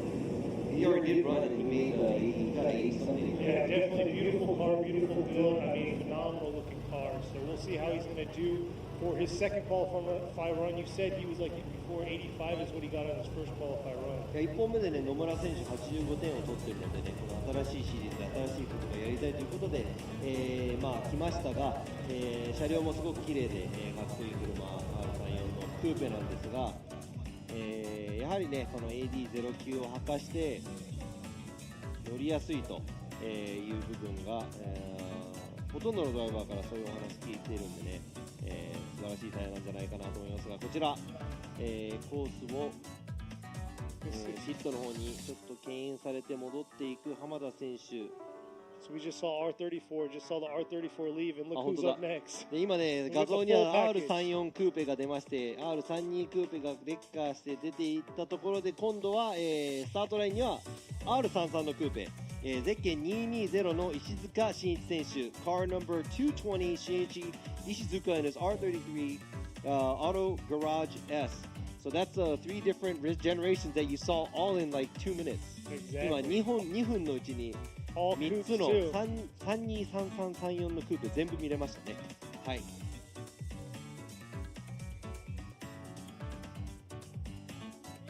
さあ、石塚選手はとてもスムーズな走り、が特徴といったところでしょうか。今回どんな走りを見せてくれるか。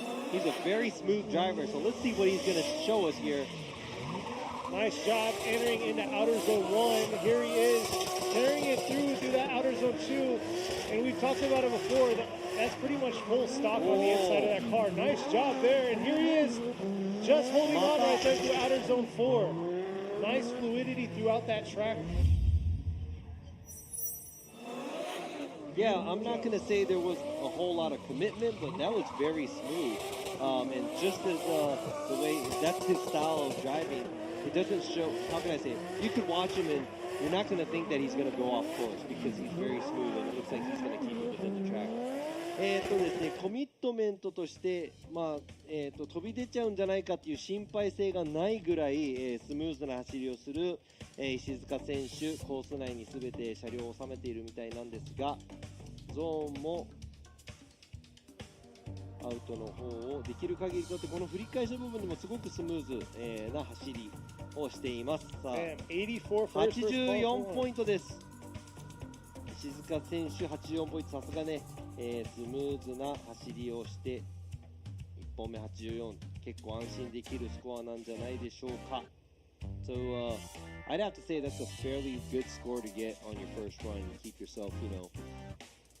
It's definitely safe, Happy, but I yeah. know he's going to come out next time with some flair. さあ続いてのドライバースタート地点にもいます。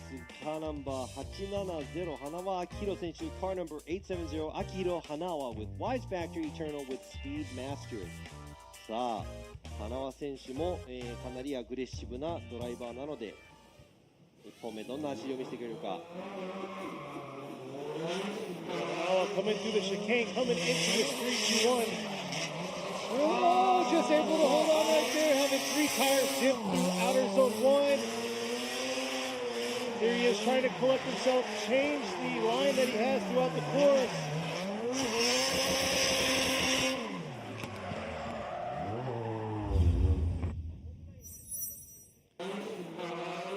Definitely not the ideal way to start right here. Coming into outer zone 1 right there.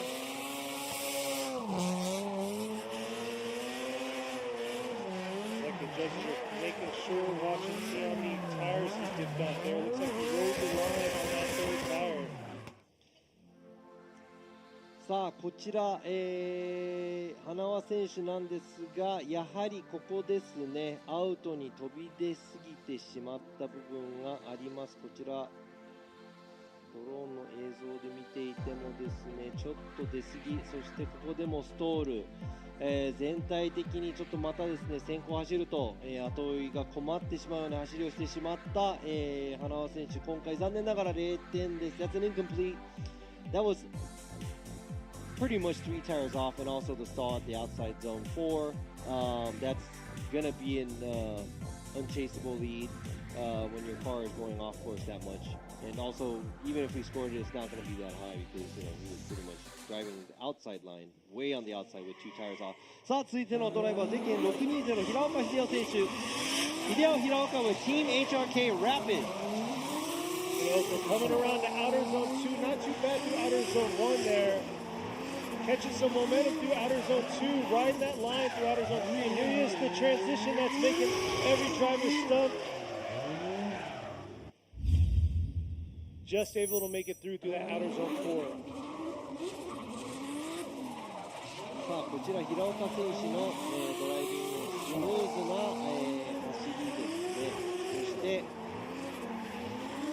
クセルサイドもなかなかといったところ、そしてこのアウト3から4に行くところもスムーズなんですが、ちょっとですね最後の方、アウトの方ちょっと寄りすぎている部分があると思いますが。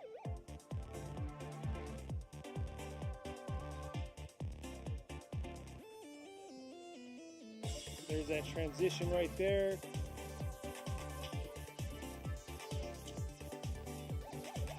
See what the judges have to say.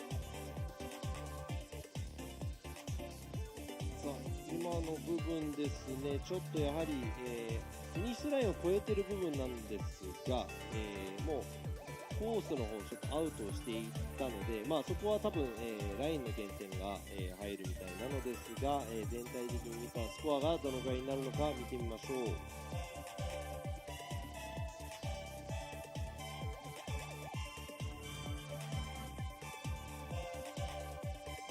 Yeah, so I know it's crossed the finish line, but he was pretty much going towards the outside of the finish line where he kind of straightened up going through the finish line. And it's not going to be an incomplete, but that's going to be a deduction. But hey, still got an 82.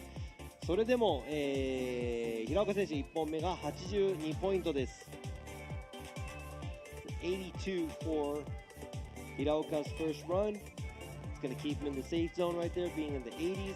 さあね、80点台に入っているとちょっと安心かなという部分があります。さあ続いてのドライバー、ゼッケン840山下和孝選手。Next driver up is car number 840, Kazutaka Yamashita from Kaz Power, driving the VR powered 180. VR38 搭載の 180SX です。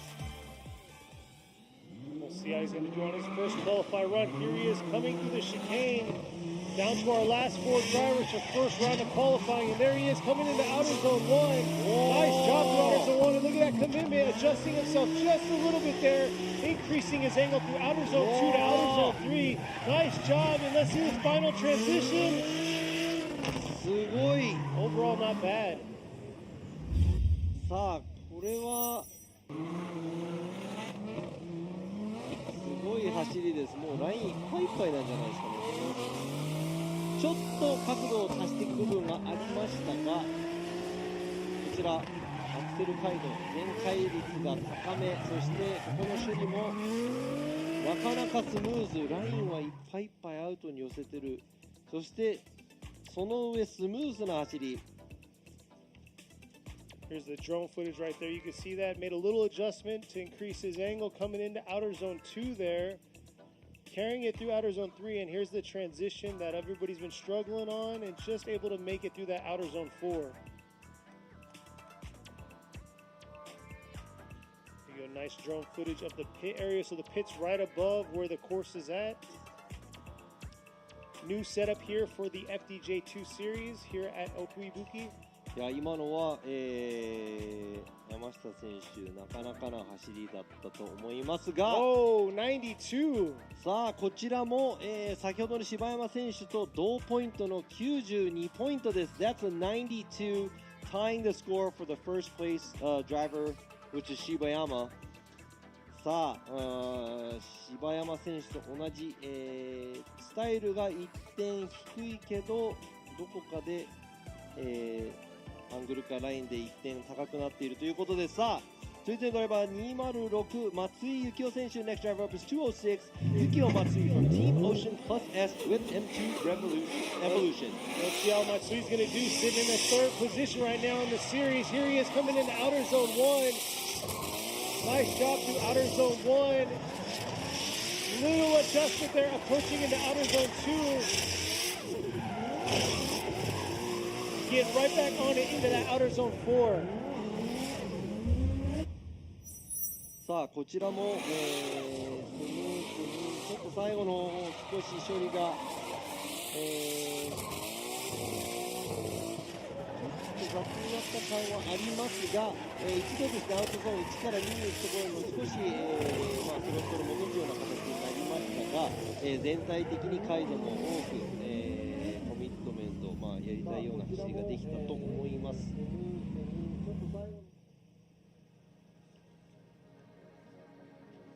ということで、こちらドローンの、映像です。松井選手、全体的には、1本目としてはなかなかの走り、さあ84ポイントです。84、84ポイント。やっぱ1本目から80点台に入れるのは、安心2本目でまた切れた走りができるかなと、思いますが、松井選手1本目84ポイントです。Solid first qualifier run. 松井選手、シリーズでは3番、Right now he's sitting third in the series. で続いてのドライバーがシリーズ2位ですね。Next driver is in second place in the series for the FDJ2. 続いてのドライバーはカーナンバー283長澤翼選手。 Next driver up is car number 283 翼長澤 driving the 翼紹介 with hardcore R32 4-door. There he is, last event debuted, got a 2J put under the hood. He's ready to rip and make it happen. And here he is trying to hold on here through outer zone 2. Looks like he just missed a little bit of outer zone 2 there. Here he is transitioning over to outer zone 4 and cooking the tires through the finish. ちょっと、長澤選手アウトゾーン1タイヤが出てしまったことで少しアクセルも戻して、修正する形になったので、ちょっとそこで失敗をしてしまった形になりますがですね、アウトゾーン4の方もですね、処理できたんではないかなと思いますが、こちらが、長澤選手の、ここですね、タイヤも1本出てしまいました。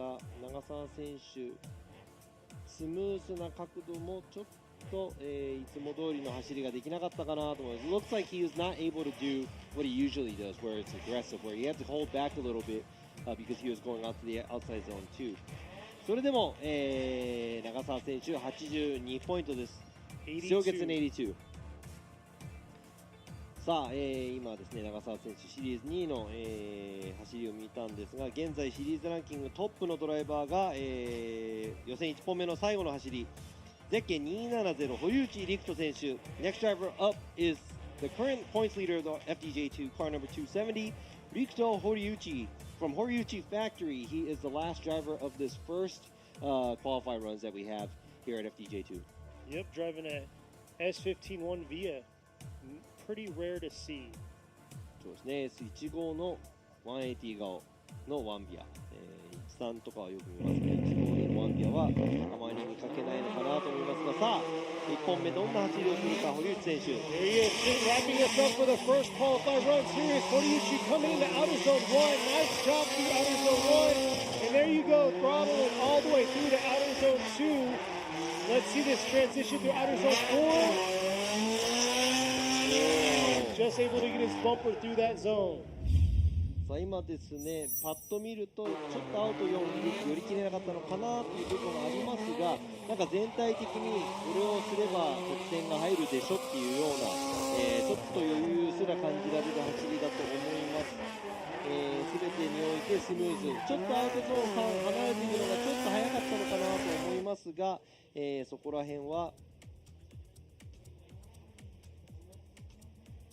There's the drone footage, the overview coming around to outer zone 2. He carried it all the way through, just grazing his bumper through those zones. And here it is right here, the finish.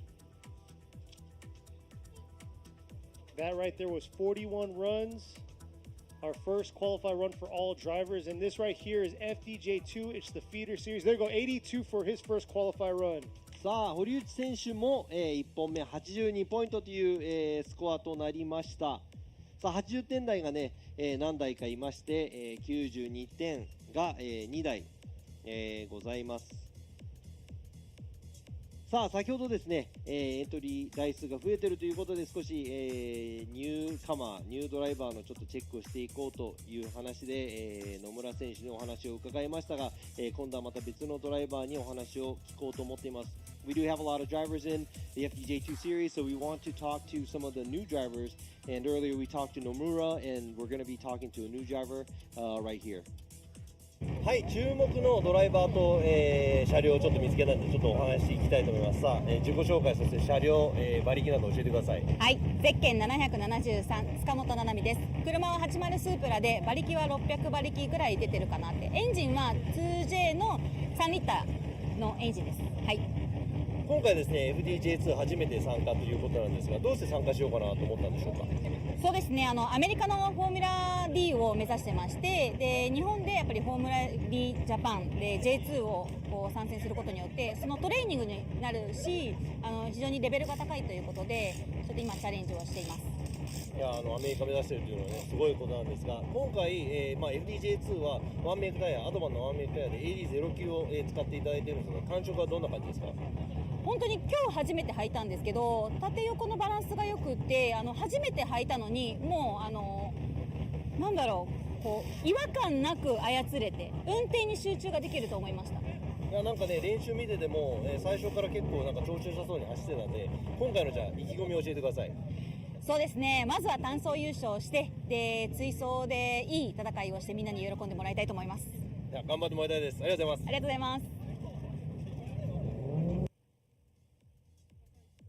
さあ塚本選手のインタビューでした。So there you go. That's Nanami Tsukamoto driving the JZA80 Supra. She said it makes about 600 horsepower. It's a 3-liter. And her purpose of being here is she's trying to get into the Formula Drift USA series. So she said this will be a good training for her and also a stepping stone to drive an FDJ2. And she said also there's a lot of drivers that are really skillful. So it's a high level play field, I guess, to be able to compete in here. And also, that's the first time she's using the 8009s, and just as what Nomura said earlier, she said, you know, the tire's well balanced, very easy to handle, easy to predict, so she's able to concentrate on her driving. That's one of the more important parts for a driver to have a car that doesn't have to, you don't have to worry about it. You know, you just kind of get in the car and go. Her goal for this weekend is, you know, obviously try to qualify the highest and also make it all the way to the top spot, try to get into the tandems and beat as much drivers. So, you know, good luck to Tsukamoto, another female driver in the series, and good luck to her. I would love to see her drive in the FDUSA one of these days too. Yeah, it's definitely going to be challenging. This is the most drivers we had so far for FDJ2. 41 drivers coming out, competing for only 16 slots. So that's kind of a huge challenge for a lot of these drivers, but a lot of these new drivers, they're bringing some heat for sure. この FDJ2 出身のドライバーでね、アメリカの方まで行けるドライバーがいるとすごく楽しそうだなと思っていますが、41台いる中で、今まで FDJ2 でも多い、ドライバー数だと思いますが、そこからベスト16の狭き門を通るのは誰か、一旦 CM に行きたいと思います。We'll be right back after these messages. フォーミュラードリフトジャパン。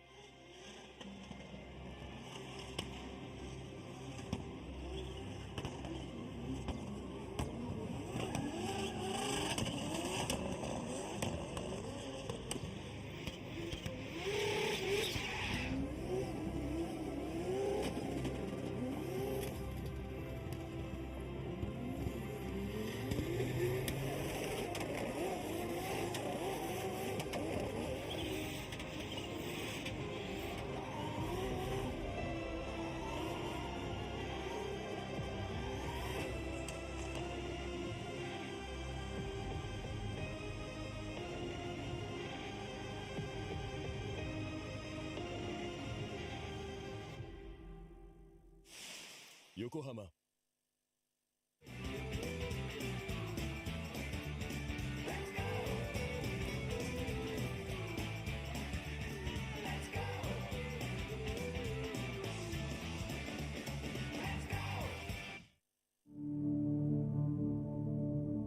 フォーミュラードリフトジャパン。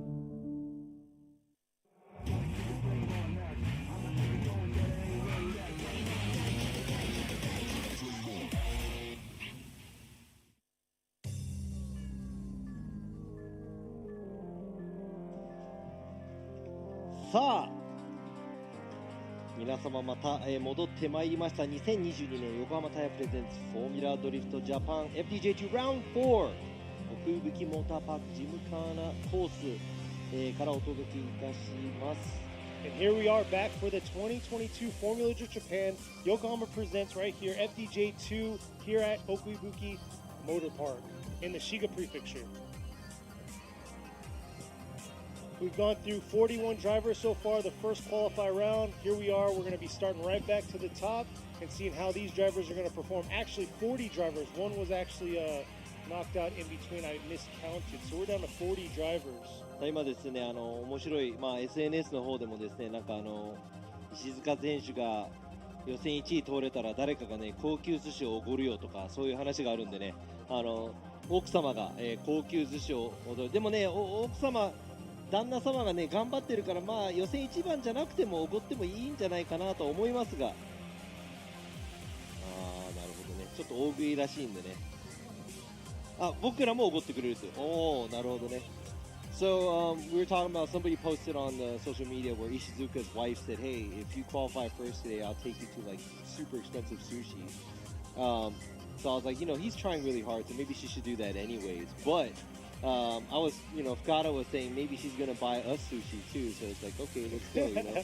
But he's sitting good. He's at 84. Yeah. Qualify run. いやでも皆さんね、誰かに何かおごってもらえるかもしれない、こういう話はね、このチームの中でよくあることなんですが、頑張っていただきたいと思います、ドライバーの皆さん。そして、こちらのドライバーも、初出場で頑張ってもらいたいです。ゼッケン67番、アヤラ・ロナルド選手、アヤラ・ロナルド from アヤラ Industry with Field R Meister。さあ、2本目です。1本目ちょっと得点が伸びなかったので、2本目頑張ってもらいたいと思います。Good luck to him for his second run because his first run got a 54. Yeah, the score so wasn't as high. So left a lot out there. Here he is coming up, approaching outer zone 1. Looks like he's taking a little safe on the outer zone. Oh, looks like he had an adjustment there early on in the outer zone 1. But able to clean it up just a little bit through outer zone 2 to outer zone 3. Here he is. Let's see the transition.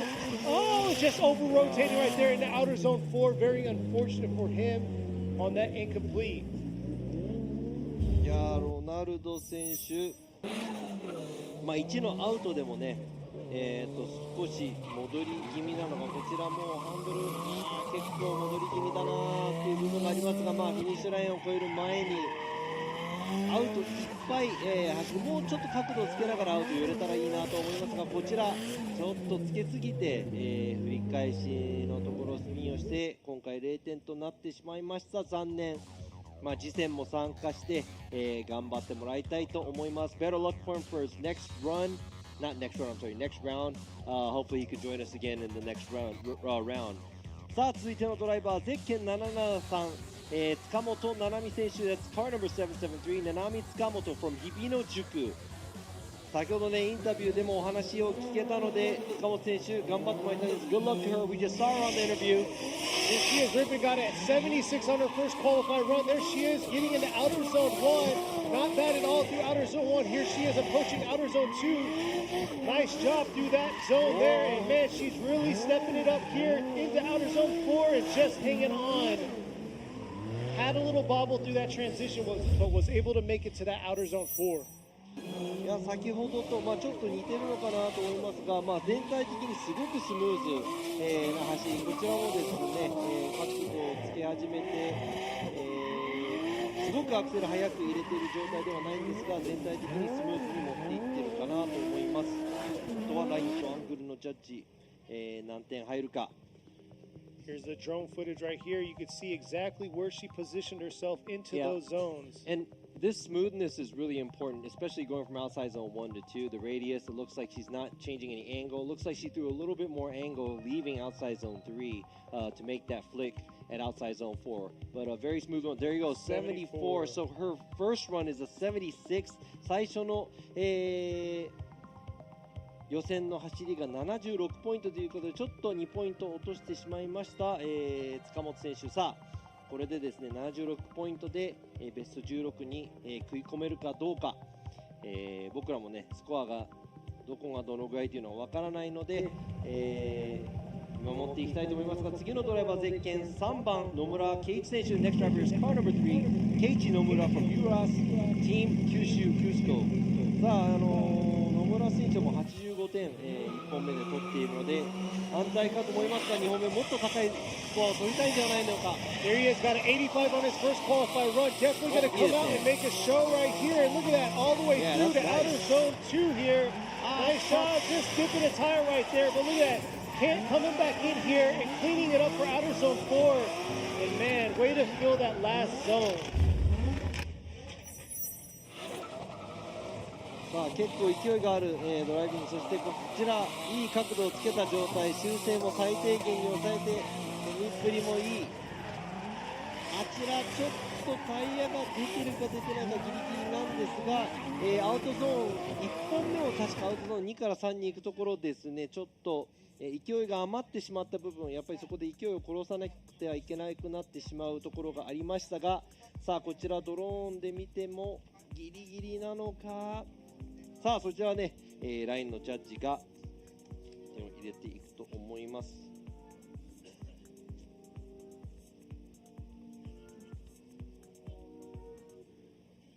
We'll see what the judges have to say. Definitely filled the zones, was deep in those zones, but like Robbie said, there was a little close call there, right there on the track. He looked like he might have dipped a tire, but that comes down to the line judge and them seeing what they saw. That's the part where you want to stay on throttle to keep the angle going. Boom! 91! Nice job! さあ、今のラインいっぱい、そしてアングルもなかなかありまして、91ポイント、野村選手、初参戦ということで、MSC の方からも、走っていたので、その時もね、このアウトによるコース結構好きみたいで、高得点を出していたので、今回は91ポイントで、予選何位になるかね。さあ、続いてのドライバーです。ゼッケン56番、古賀重信選手。Next driver up is car number 56, 重信古賀 from Gunsports Team 九州。さあ、2本目です。1本目が78ポイントを取っている古賀選手。2本目、何ポイントになるか。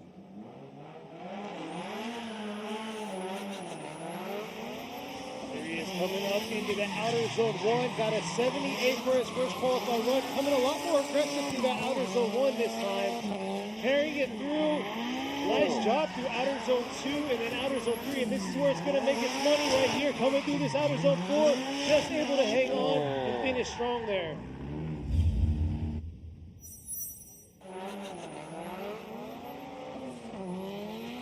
こちら古賀選手もね、なかなかちょっとアクセル入れるのが少しだけ遅いかなという部分がありますが、全体的に、行きたいところに車を持っていっているところ、そしてアクセル回路も全体的に高い、スムーズな、走りができていると思います。So there's the overview right there. Nice angle deep in the outer zone 1. 1本目と比べるとみんなちょっとやっぱり気合を入れてきているのか。Looks like everybody's stepping it up exactly for their second run because that's what it looks like, just what Koga did too. There you go, 86 points. さあ、今の走行、古賀選手86ポイントです。Went from a 78 to an 86. Nice job. ということで2本目でね、1本目を走り切っている車両の、走りを見ていろいろ多分考えられるのかなと思いますが、It looks like a lot of the drivers are able to see the first run from the drivers, from all the drivers, and kind of put themselves where they want to be or where they have to be. さあ、続いてのドライバーはゼッケン68番谷光一選手です。Next driver up is car number 68, Koichi Tani from High Tension and RYO and Motis. さあ、1本目は71ポイントで、ちょっと苦しいスコアなのかなというところなので、2本目、どんな走りをしてくれるのか。Got a 71 on his first qualified run. Here he's come through the chicane. See how aggressive he's going to be here to make that score increase. And here he is missing outer zone 1 right there. Not quite all the way into that zone. And here he is. He's got to make it up to the rest of these zones. Nice job through outer zones 2 and 3. Oh, and making a huge correction slash bobble there coming into outer zone 4. さあ、今のはちょっと、ラインのアウトまで行ききれてない部分がこちら今ちょっと躊躇しながら寄っていく感じ、そして少しずつアングルを深くしてアウトゾーン2を通過、アウトゾーン3を通過してこちらですね、処理もスムーズなんですが、全体的にこの勢いがあるようなドライビングとは言えない走り。谷選手の2本目です。こちらドローンの映像です。Here's the drone footage of Tani's second run.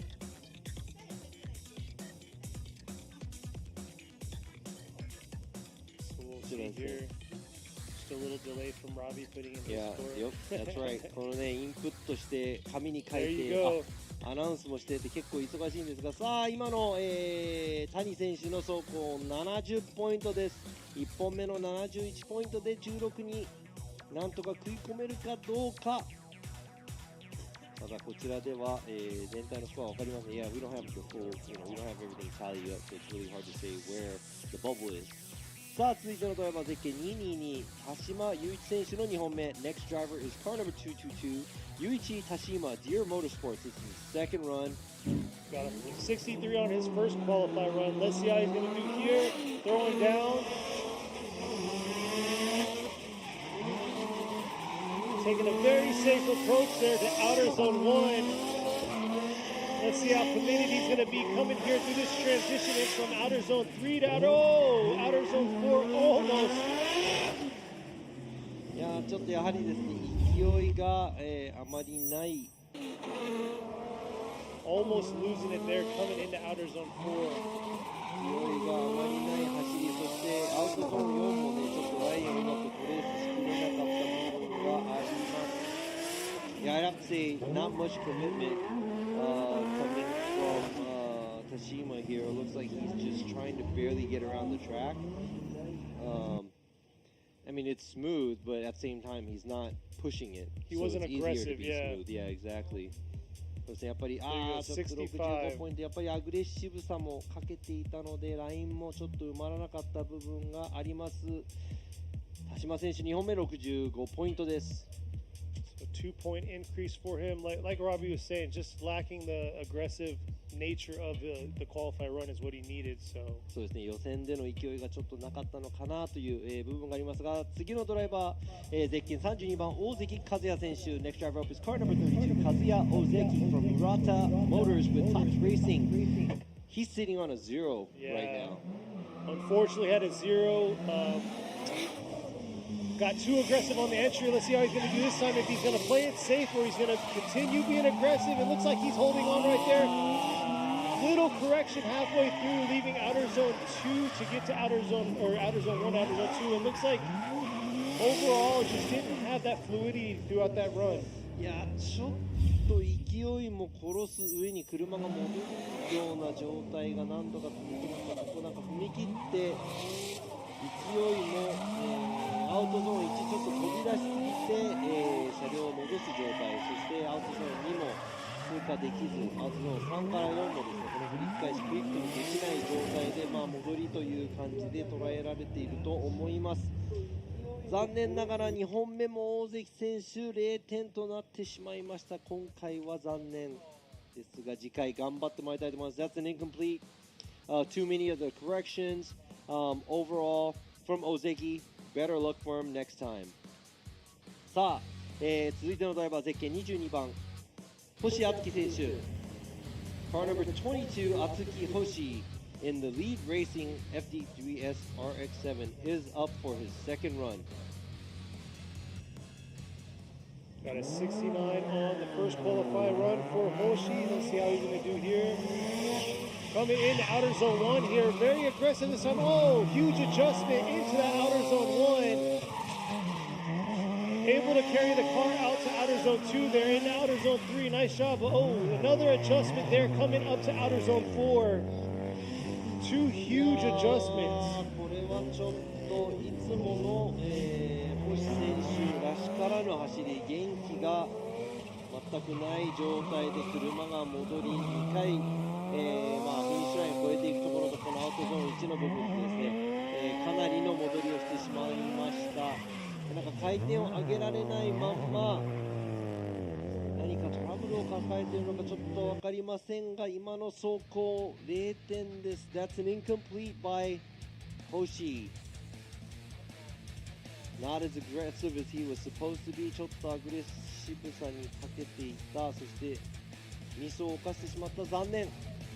さあ続いてのドライバーゼッケン551岩崎沙織選手 The next driver up is car number 551 Saudi Iwasaki from Team Saudi with Globe. Got an incomplete on her first qualified run. We'll see here how she is going to make up for that. She's going to be super aggressive like she was during practice, or is she going to come out and play it safe? さあ岩崎選手も1本目が0点なので2本目絶対点を入れたい。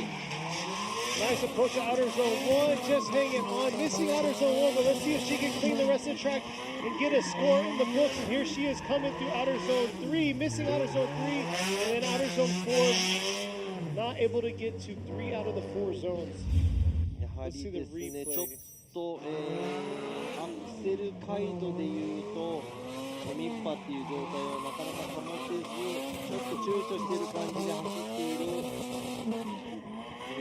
やっぱりね、浮かしている感じで走っているので、その少ししているかなと思いますが、I'd have to say it's not as smooth as what we want to see, because she's on and off the throttle a lot, and also not much commitment there.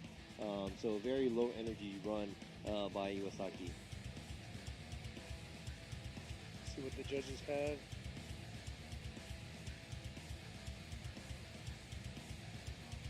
Yeah, not There you so go, good. 43. Yeah, 今の走行43点ということで、ラインが全然ちょっとね、アウトに寄れないということで、ボックスにちょっとかすらない部分が、全体的にあったので、残念ながら今回43点、次回頑張ってもらいたいと思います。次のドライバーです。ゼッケン72番、西崎智春選手です。Next driver up is car number 72, 智春西崎 from 種松 Thunderbird. Got a 70 on his first qualifier run. A lot of y'all are asking about engine and stuff. Yes, he's still got an SR under this one. Last one was SR also. Let's see how he's going to do here.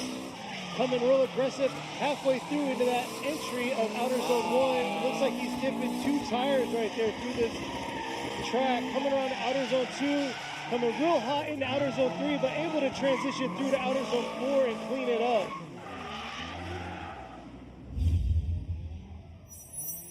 全体的にスムーズはスムーズなんですけど、少しアウトに寄りすぎて、外側でやっぱりコースの外側を通っていくので、ちょっと角度もちょっと高めかなとは思いますが、ちょっとですね、あまり元気がないような走り、I would have to say not as aggressive as we would like to see. By Nishizaki here, and I think it's not as aggressive because he gets closer to the outside line and he tries to keep the car within. It doesn't throw it all the way and doesn't throw a crazy amount of angle either. Let's see if it's enough to, there you go, 73. So unfortunately his first qualifier run with a 78 is going to be what he's going to take to top 16. さあベスト16に反映するスコアが、やはり西崎選手の1本目のスコア78ポイントになります。さあ、続いてのドライバーです。こちらも0点なんですが、2本目の後が得点を取りたいゼッケン570宮坂雄一選手。Next driver up is car number 570 Yuichi Miyasaka from Artist and Rookies Deck Nova, also sitting on a vehicle. Here he is. We'll see if he's going to play it safe. Coming up to this 3-2-1 here. Looks like he's coming real aggressive, holding it through to outer zone 1. Just dipping that rear bumper into that zone, and here he is coming to outer zone 2. Nice job right in the line of outer zone 2. But maybe came too aggressive for that outer zone 3 and had to leave a little early out of that zone to get to outer zone 4. いや、なんとかスコアは取れたんですが、必要な場所で必要なことがちょっとできていないかなというところ。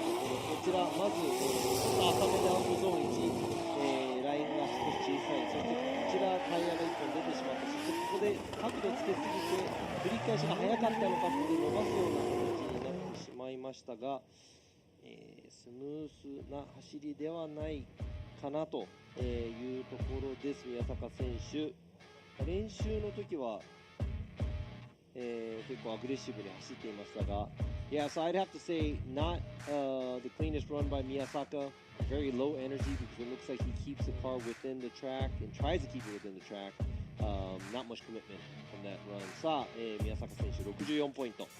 Not sure if 64 is going to be safe, but definitely got points on the board for him.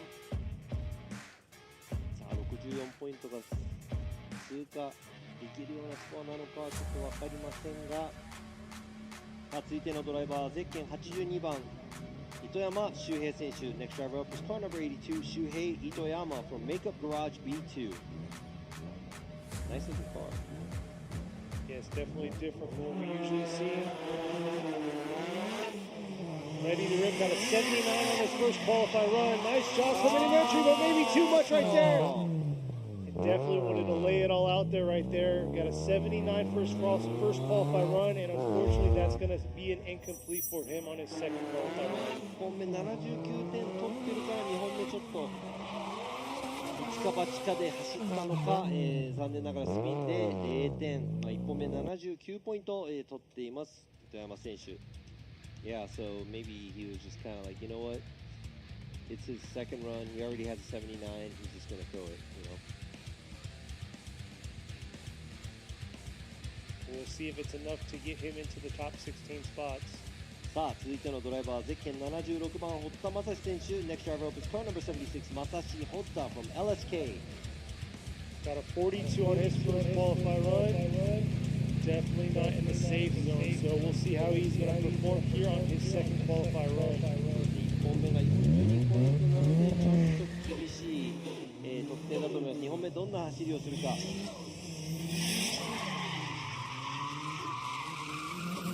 Nice job filling outer zone 1. Could be a little bit more aggressive through that zone. And look at that, coming into outer zone 2. Nice job. And here's the transition that's tricky for a lot of these drivers. Oh, just stalling out right there, leaving outer zone 4. いや今の、最後の方の処理はちょっとストールがでかかったかなという部分ですね。あとは全体的にさらさら走っていく、感じで doesn't look like he's super aggressive. He's just kind of doing what he's supposed to. Very smooth, but yet not much commitment from here. And also the smoothness goes away at the outside zone 4. That's going to be a very tough one. Yeah, his entry was definitely really safe and not what I was expecting, especially getting a 42 on his first qualify run. We'll see what the judges have to say about that run right there, especially the end right there, outer zone 4. It looked like he had a little bit of stall. And like y'all out there are saying, yes, this is a very challenging course. This is not what the pro course is going to look like. This is the FDJ2. There you go, 67 on his second qualifier run. But yes, it's going to be a different setup for the Pro Series, and this is unique to just FDJ2. さあ、堀田選手のただいまの、走行67ポイントです。さあ、続いてのドライバーはゼッケン290天野如月選手 Next driver up is car number 290 如月天野 from Rocket Bunny Racing. Got a 79 on her first qualify run. Definitely a big car to get through this track, especially when it comes leaving outer zone 3 to outer zone 4. So we'll see how she's going to do on her second qualify run. さあ、この小さなコースで大きめなセダンでどんな走りをするか。Here we are. Oh, just missing outer zone 1 right there. Not the cleanest run that she's had, but here she is being shown commitment through the outer zones 2 and outer zone 3. And cleaning up here outer zone 4, but that outer zone 1 was definitely, if she would have had a good solid entry, then it would have probably changed everything and definitely bumped her 79-point score up. So we'll see what the judges are going to finalize to her score. 今のはスムーズな走りだったんですが、多分、彼女の中で走りたいようには走れてないと思います。It looks like it's very smooth, but I would have to say she's not doing what she's probably anticipating to do. Not a lot of commitment because it looks like she's just kind of flowing through just to get by. So not much aggression shown right there. 73. ということで天野選手73ポイント、1本目が79ポイントなので、そちらでベスト16に入れるかということです。Yeah, so she's sitting on 79, late 70s is, you know, it might be the safe zone. I'm not sure. It's close. There's a lot there, so we'll see. But the next driver up is... さあ、続いてのドライバーゼッケン1番、白崎飛鳥選手。Car number 1, Asuka Shirosaki from STF and Next Dream. Got a 56 on her first qualify run. S15 front, 180 rear, SR power. Let's see how she's going to do. Look at that, nice job. Looks like dipping 2 tires there, leaving outer zone 2. Cleaning it up right there, coming through outer zone. Or sorry, outer zone. Here's outer zone 3 to outer zone 4. I'm getting all the outer zones messed up, but there she is finishing off strong. But yeah, outer zone 1 was a huge mess up on her part, dipping those 2 tires. やはりスムーズさと、やっぱりそのずっとアクセルを上げていくっていうことがちょっとできない、感じでさらさらっと走り切った感じですね。でコースアウトも、リアタイヤ何回か、しているのでちょっと厳しいかなという、走りでした白崎選手。Yeah, like you said, she was having a hard time keeping the car on track. And I would have to say there's a lot of off throttle for her just gliding through the zones and also in between the zones and missing some of the zones. This is not going to be something where it'll be a higher score. I would have to say something average or. There you go, 66. So a little bit of a bump for her. So she got a 56 on her first qualify run. 66 is what she's going to carry to hopefully get in the top 16. でもね、白崎選手56点から66ポイントと、ポイントを上げてきました、2本目でした。さあ続いてのドライバー、スタート地点に立っているのがゼッケン66番岡田龍馬選手。 Next driver up is car number 66 Ryuma Okada with Case Racing. Okada got a 61 on his first qualify run. 本目が61ポイント。 Let's see if he's going to play it safe. He's been pretty wild coming through that chicane. Looks like he's coming real aggressive here in this outer zone 1. Held back just a little bit and adjusted himself halfway through that zone, coming into this outer zone 2. Dipping a few tires through that outer zone 3. Oh, almost missing and just missing outer zone 4. もうちょっとコースが関係ない感じがしたんですが。Yeah, so I would have to say not much commitment, off throttle like here, gliding through, not getting very back on gas, very trying to play it safe, but at the same time not that fluid either.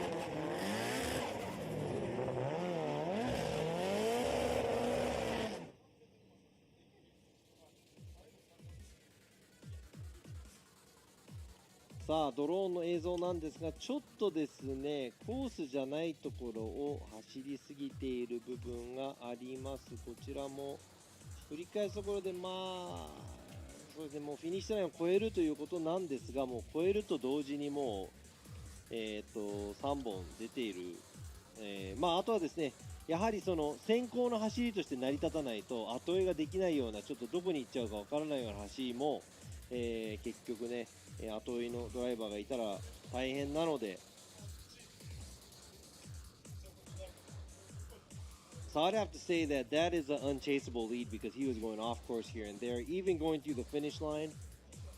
It looks like he wasn't able to keep the car within the track and not smooth, so yeah, it's an incomplete. いや残念ながら2本目、岡田選手0点という、結果となりました。さあ続いてのドライバー、ゼッケン728和田智樹選手。 Next driver up is car number 728 Tomoki Wada from Kaname with Aitai. See how Wada's going to clean his run up. Got a 41 on his first qualify run. And like I was saying before, he came out the Sugo, new build of his car or his engine. And here he is. A lot of power under that hood. Holding on, looks like a correction, leaving outer zone 1 to outer zone 2. Not able to get to outer zone 2 or 3. And overall, a little too sloppy right there for the judges. さあ今のはもうアウト1で戻ってしまったので残念ながら、2本目和田選手の2本目はもうスコアが入らないんですね。Right there, Wada pretty much drives straight out of outside zone 1, so that's going to be incomplete. But it looks like he just can't have, maybe he doesn't have it together. The car's not set up the way he wants it to be for this track. 今回もねちょっと車のセットアップなのかいろいろ歯車が狂っているような状態でした和田選手、2本目は0点です。さあ続いてのドライバーゼッケン219杉田秀彦選手。 Car number 219秀彦杉田 with Worker。 さあこちらも1本目0点。 So he's sitting on an incomplete. Gonna want a score to make it through. さあなんとかスコアを取りたいところ。See how this RB powered C33 Laurel is going to go, coming into outer zone 1. Nice job holding through outer zone 1 right there. Now let's see, there you go through outer zone 2. Beautiful job through outer zone 2. Right on that fine edge of outer zone 3 there with the transition into outer zone 4 and then throttling through to the finish. Definitely huge cleanup right there. We'll see what the judges have for score for him. ちょっとですね全体的にそのコミットメントの部分コースタイプ、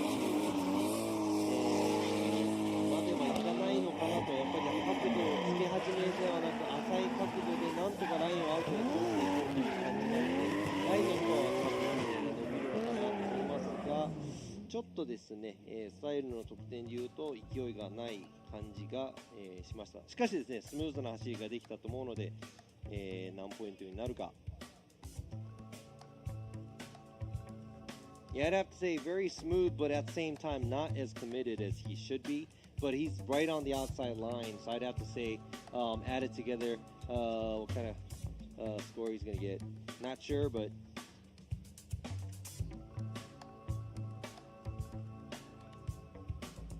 There you go, 84.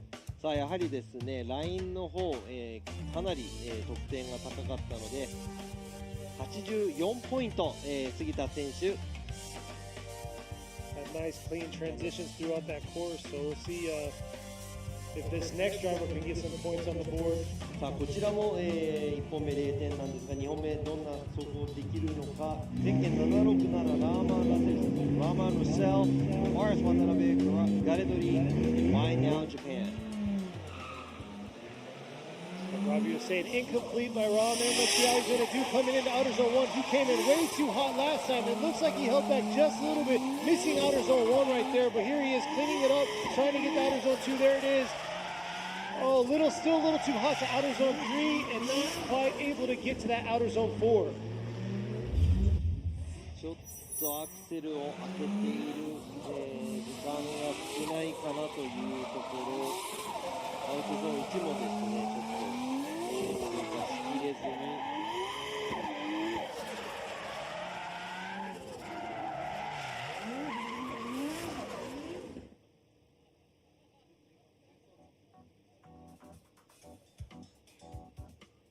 Just missing outer zone 1 right there, coming around to outer zone 2.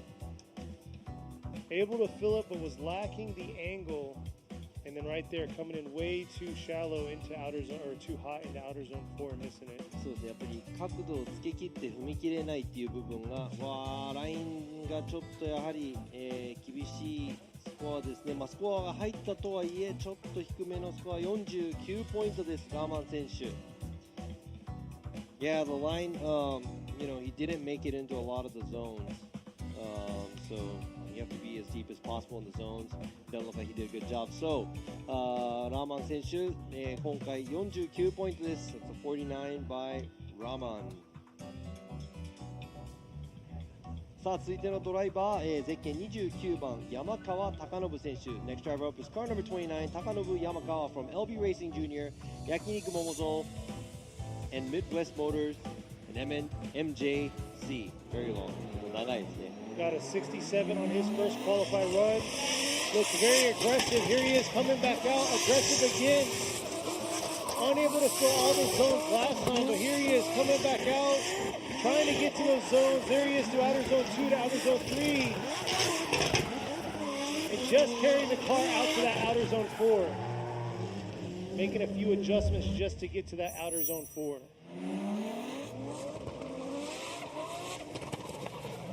So it doesn't look like he's 100% committed. I don't know why it looks like that. It looks like he's placing the car where it's supposed to be. ちょっとですね、やはり持っていきたいところにスコアを持っていけてるかどうかっていうのは、ちょっと引っかかる部分がありますが、でもそれでもですね、スムーズに走り切れたので、山川選手得点が入ります。あとはね、ラインも結構いっぱいいっぱいなところ、走れたと思うので何点入るか。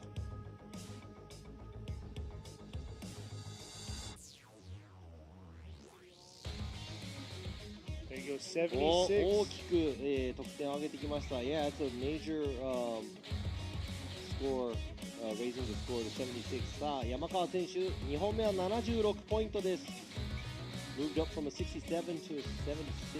Nice 9-point increase by him. さあ、続いてのドライバー、ゼッケン119、谷川博和選手。Next driver up is car number 119, 博和谷川、from Team Growing Up.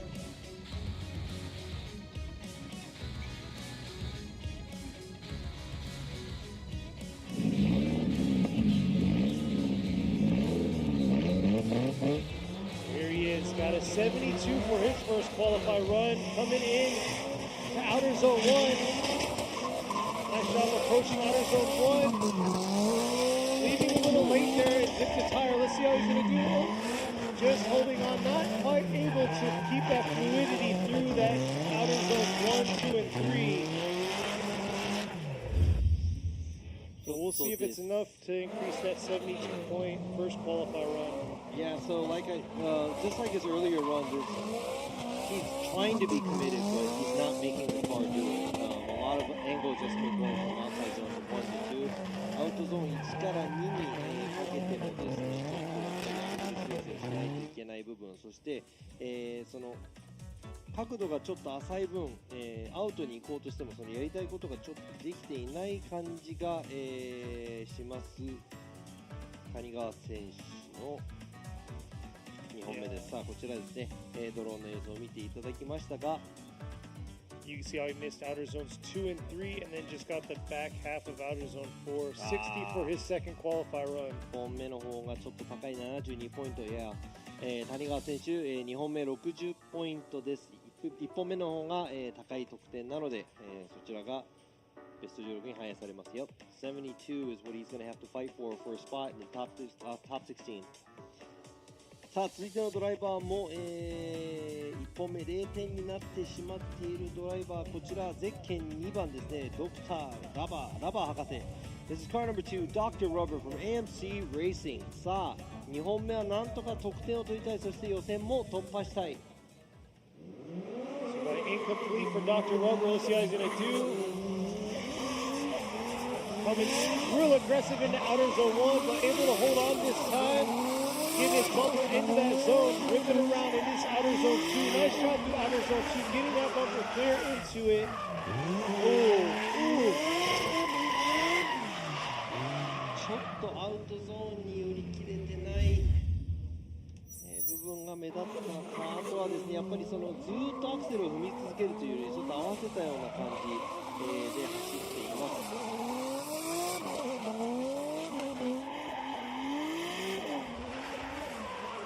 全体的には、そうですね、ちょっとターンとこう振り返すのではなく丸く振り返していった感じがします。Yeah, huge correction leaving outer zone 3 and definitely throttled off. But at the same time, not able to get all the way into that outer zone でもちょっとアウトゾーンにいけないのが気になるところ。Doesn't look like he makes it all the way to the outside zone area. 63ポイント、ラバー博士2本目得点は入りましたが63ポイント。 Dr. Rubber got a score for a second one, but it's a 63. Yeah, missing the zones hurt him a lot. ゾーン内にちょっと車を持っていけなかったところが痛いかなといったところです。Yeah, 24 of these drivers will be going home tonight, so we'll have to see. Got 40 drivers out this time. I know we were saying 41, but one got had some mechanical issues, I think, during practice. さあ41台の、ドライバーがいたはずなんですが1台は、ちょっと途中で多分車両トラブルということでリタイアしてしまったところですが。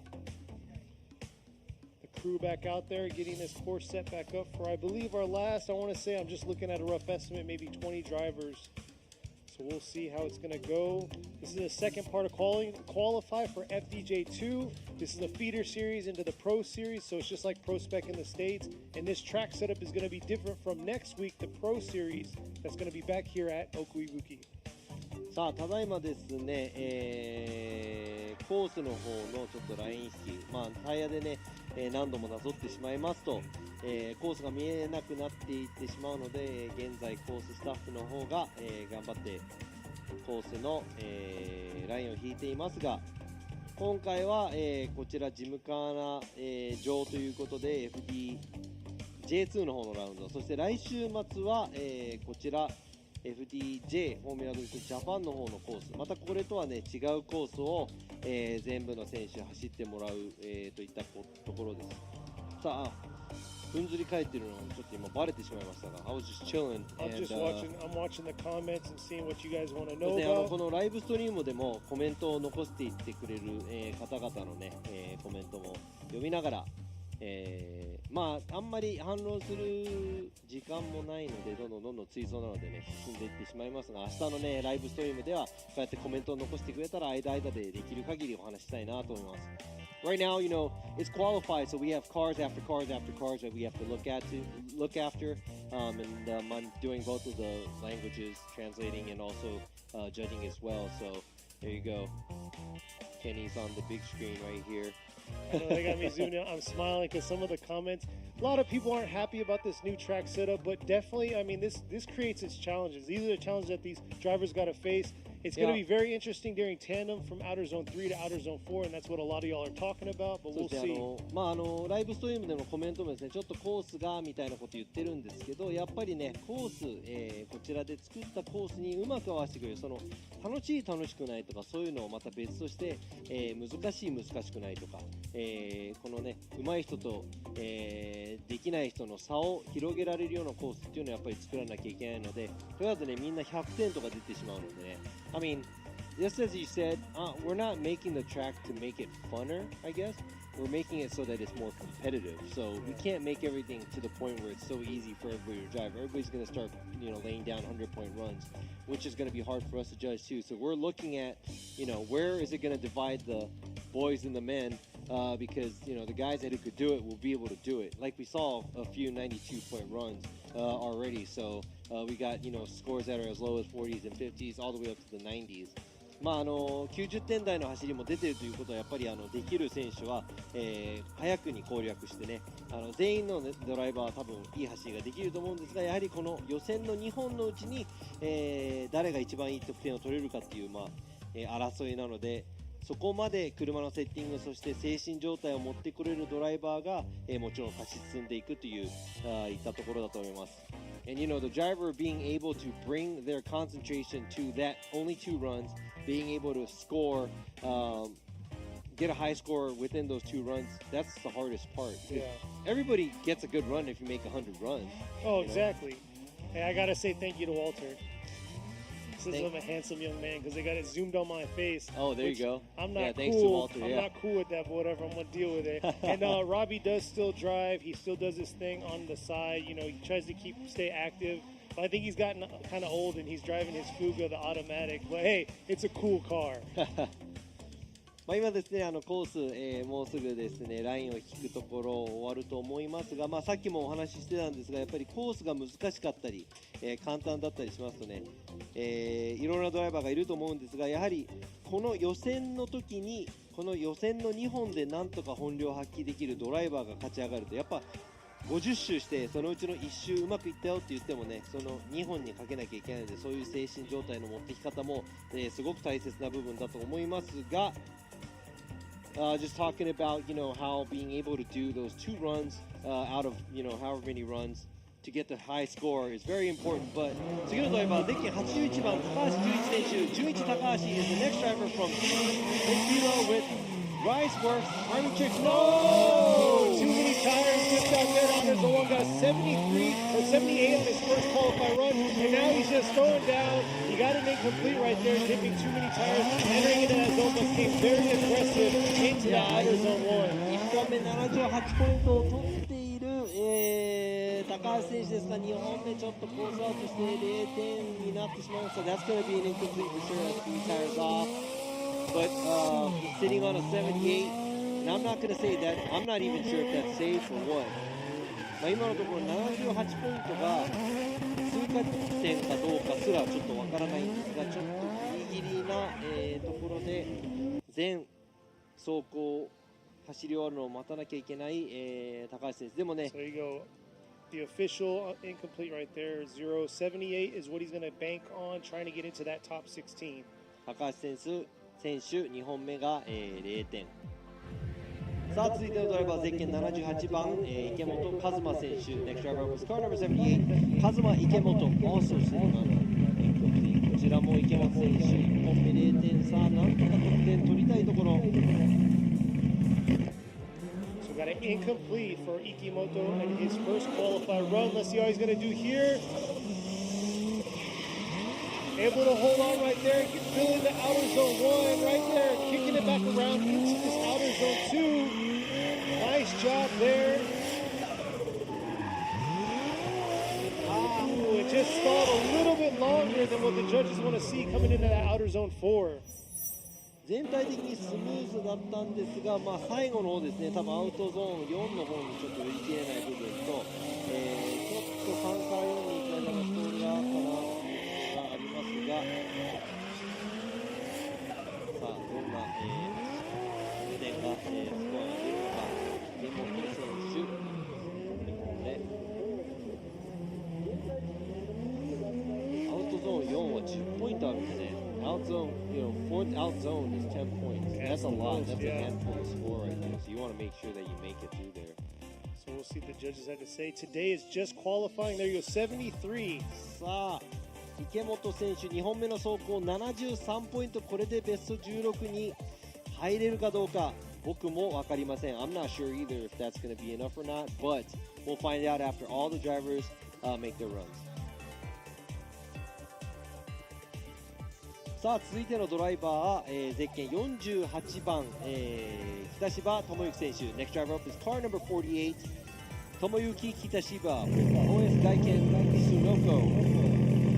Got a 73 for his first qualifier run. We will see how he's going to perform, if he's going to throw down or play it safe. There he is coming into outer zone. Pretty safe entry into outer zone 1 right there. Carrying it through here, coming up to this outer zone 2. And yeah, definitely taking a little bit away from his commitment, going from outer zones 2 to 3 and letting off on the throttle. So see what these judges have, see if it's going to be enough to bump that 73-point score. こちら北芝選手の全体的に悪くはないと思うんですが、こちらですね、ちょっとアウトゾーン2を通っていくところで外に出過ぎてしまったところをいっぱい踏みながら通過できない部分、ちょっとコミットメントの部分で伸びなくなってしまいますが、スムーズなんですが、こちらですね、ここから1回やはりスモークもなくなるぐらいアクセルをちょっと戻している部分がありました。ちょっと大きなミスをそこでしてしまいましたが。Yeah, Robbie was just checking out right there, leaving outer zone 2. The smoke trail stopped, so you can see how he throttled off, adjusting himself to make it into that outer zone 3. Yeah, I think that's where you want the car to. You want to gain angle because that's where the turn, the radius changes from outside zone 2 to 3. アウトゾーン2から3に行くところでやっぱりそのカーブのなんて言いますかね。お、80ポイントです。80 points. That's an 80. 80ポイント北芝選手。アウトゾーン2から3に行くところが、カーブがきつくなる部分なので、そこで角度を増やしたり何かしないとちょっとアウト、の方に出ていってしまいます。さあ続いてのドライバーゼッケン20番、南正幸選手。 Next driver up is car number 20 Masayuki Minami from Team YNJ. Got a 75 on his first qualifier run. SR powered. I know he said something about his power band for Sugo, said he's going to do his best, but this is definitely a track built for his car. いやこちらですね、南選手、スゴーでもねちょっとパワーが足りないんじゃないかって話をしていたんですが、このコースだったらいけるんじゃないかと思いますが。Nice job coming up into outer zone 1. They're filling all of outer zone 1. Not quite able to get into that outer zone 2 and just adjusting themselves to get into that outer zone 3, but not the cleanest run here by Minami. さあ今のもちょっと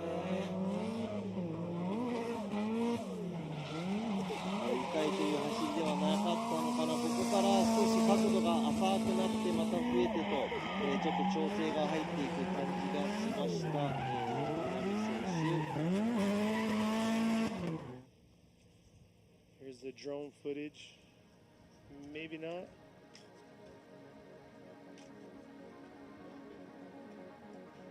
こちらドローンの映像ですが、ちょっと今リプレイが出なかったのかなと思いますが、さあ南選手70ポイント、1本目の75ポイントで、なんとか予選通過できるかどうか。Next up is what all of you fans out there have been asking, when he's coming back up to the line. You got number 11, Sam Lucas. Sam it up.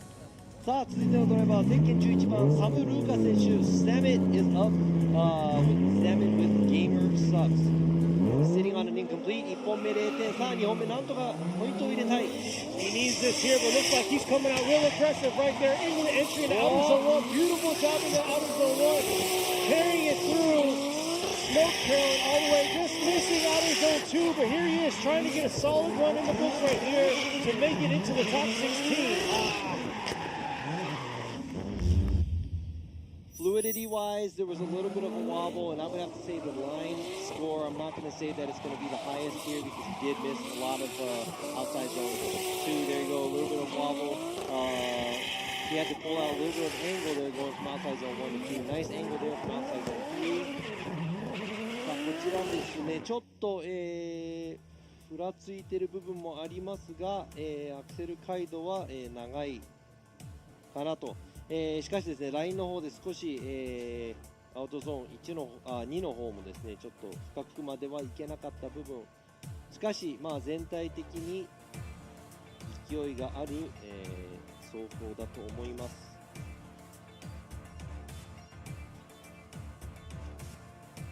So we'll see here. Definitely that outer zone 2 is going to be a killer for the line portion. Yeah, but overall, 72. Is that going to be enough for him to make it into that top 16? Yeah, I'm not sure what the score is and the cutoff is right here. さあ、サム・ルーカス選手2本目の走行72ポイントです。さあ続いてのドライバーゼッケン16番、渡辺浩太選手 Car number 16 Kota Watanabe from Red Ace and Prox.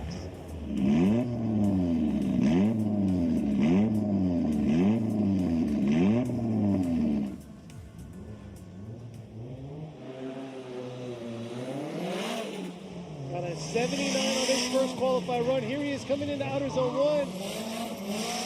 Real early into outer zone 1 right there.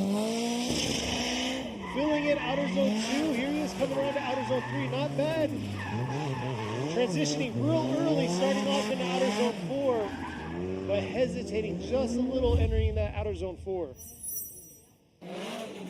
いやもうライン上でいうとかなり、すごいところとっていうか、まあ、スタイル得点でいうとやはりアグレッシブさもちょっとかけている、ところですが、スムーズに、防ぎ切っているということで、まあ、1本目79ポイント2本目どのぐらいの得点になるのか Looking forward to seeing what the score is going to be because I would have to say as a style judge he's very very smooth and he's not making any mistakes but at the same time he's not committed where there's no aggression in his driving but I would have to say he's laying it down he's putting the car where it's supposed to go to he's on the outside line all the way through so it really depends on what the total is going to be さあ83ただいまの、渡辺選手の走行83ポイント上げてきました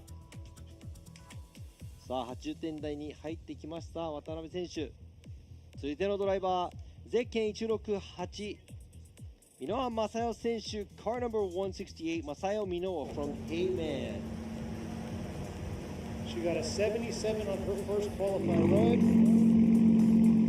1本目77ポイント上げていきたいところ See how she's going to do here She carried a lot of momentum throughout her run Here she is coming into outer zone 1 here. Oh, laying it all out there, coming into outer zone 2. Right on the line right there, coming around to outer zone 3. Oh, nice job there.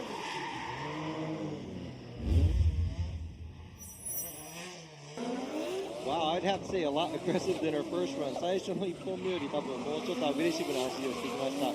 投げ込みの部分では、少し躊躇している感じがしましたが、全体的にアクセルを入れ出してすごくですね、アグレッシブな走りだったと思います。アグレッシブな上にね、ラインいっぱいいっぱいでちょっと出るか出ないかのこともありますが、結構スムーズな走りができたと思います。Yeah, so with that aggression, she's pretty smooth too. So she's not being any, there's no twitchiness. right here, I like the way for outside zone 3 to 4, it's really smooth. It's a lot smoother than a lot of the drivers. Oh, 82 points. さあ、ただいまの走行82ポイントです。77から82ポイントに上げてきました、箕輪選手。さあ、続いてのドライバーです。ゼッケン654、北川浩二選手。Next driver up is car number 654, Koji Kitagawa in his loud FD3S from Lead Racing. He got a 58 on his first qualifier run. I think the biggest thing he had last time was he didn't have the fluidity. He was really messing with the throttle, trying to adjust his car to where it needed to be. 先ほどの走りだとそのアグレッシブな走りではないところなんですが、持ち味を出し切れるかどうか、北川選手。He is coming to outer zone 1. I don't know what that huge adjustment was, approaching that 3-2-1. But here he is, ripping around, missing outer zone 2. Just making it into that outer zone 3 there. Able to hang on into that outer zone 4.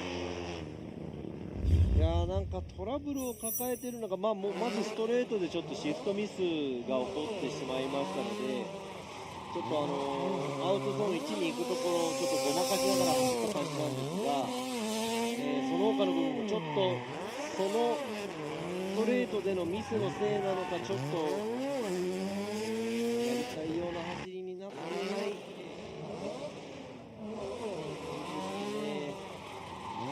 See if that run was enough to bump his 58-point first qualifier run.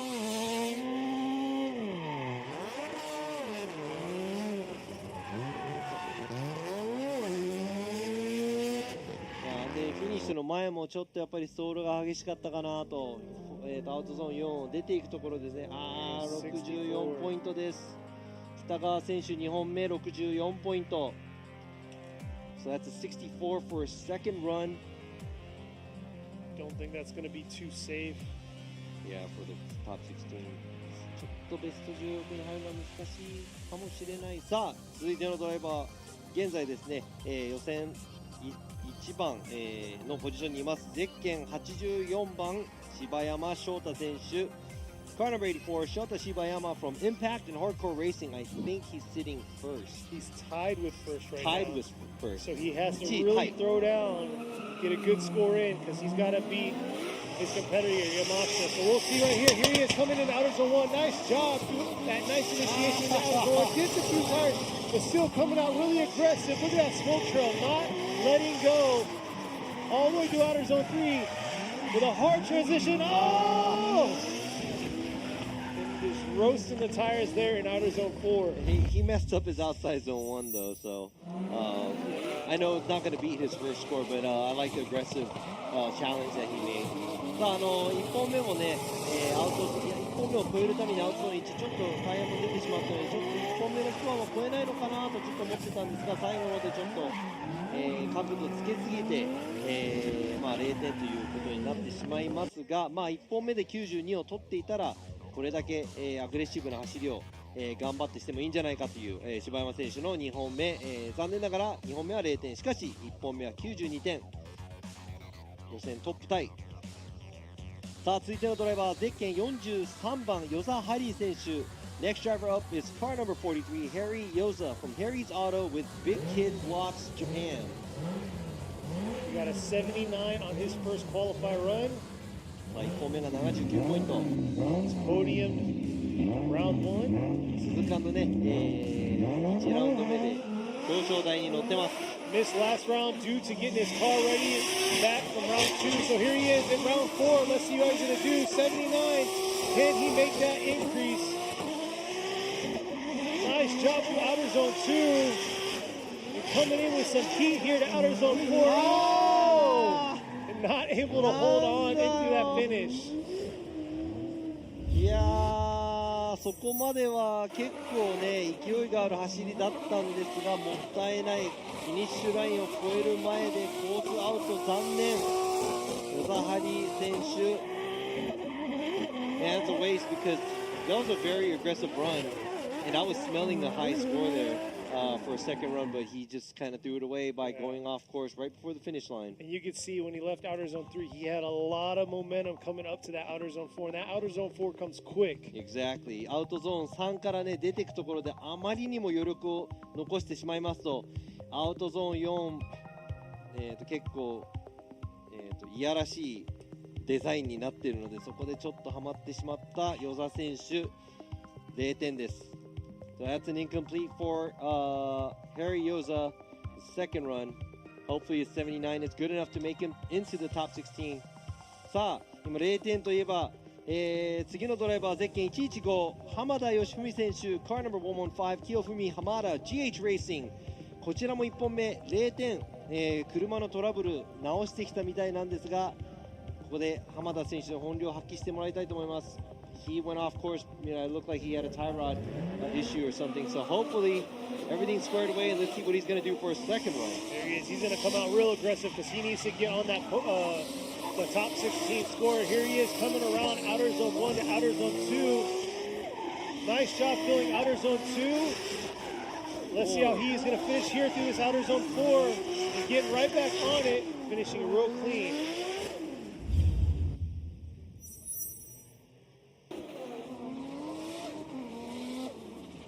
さあちょっとですね、イ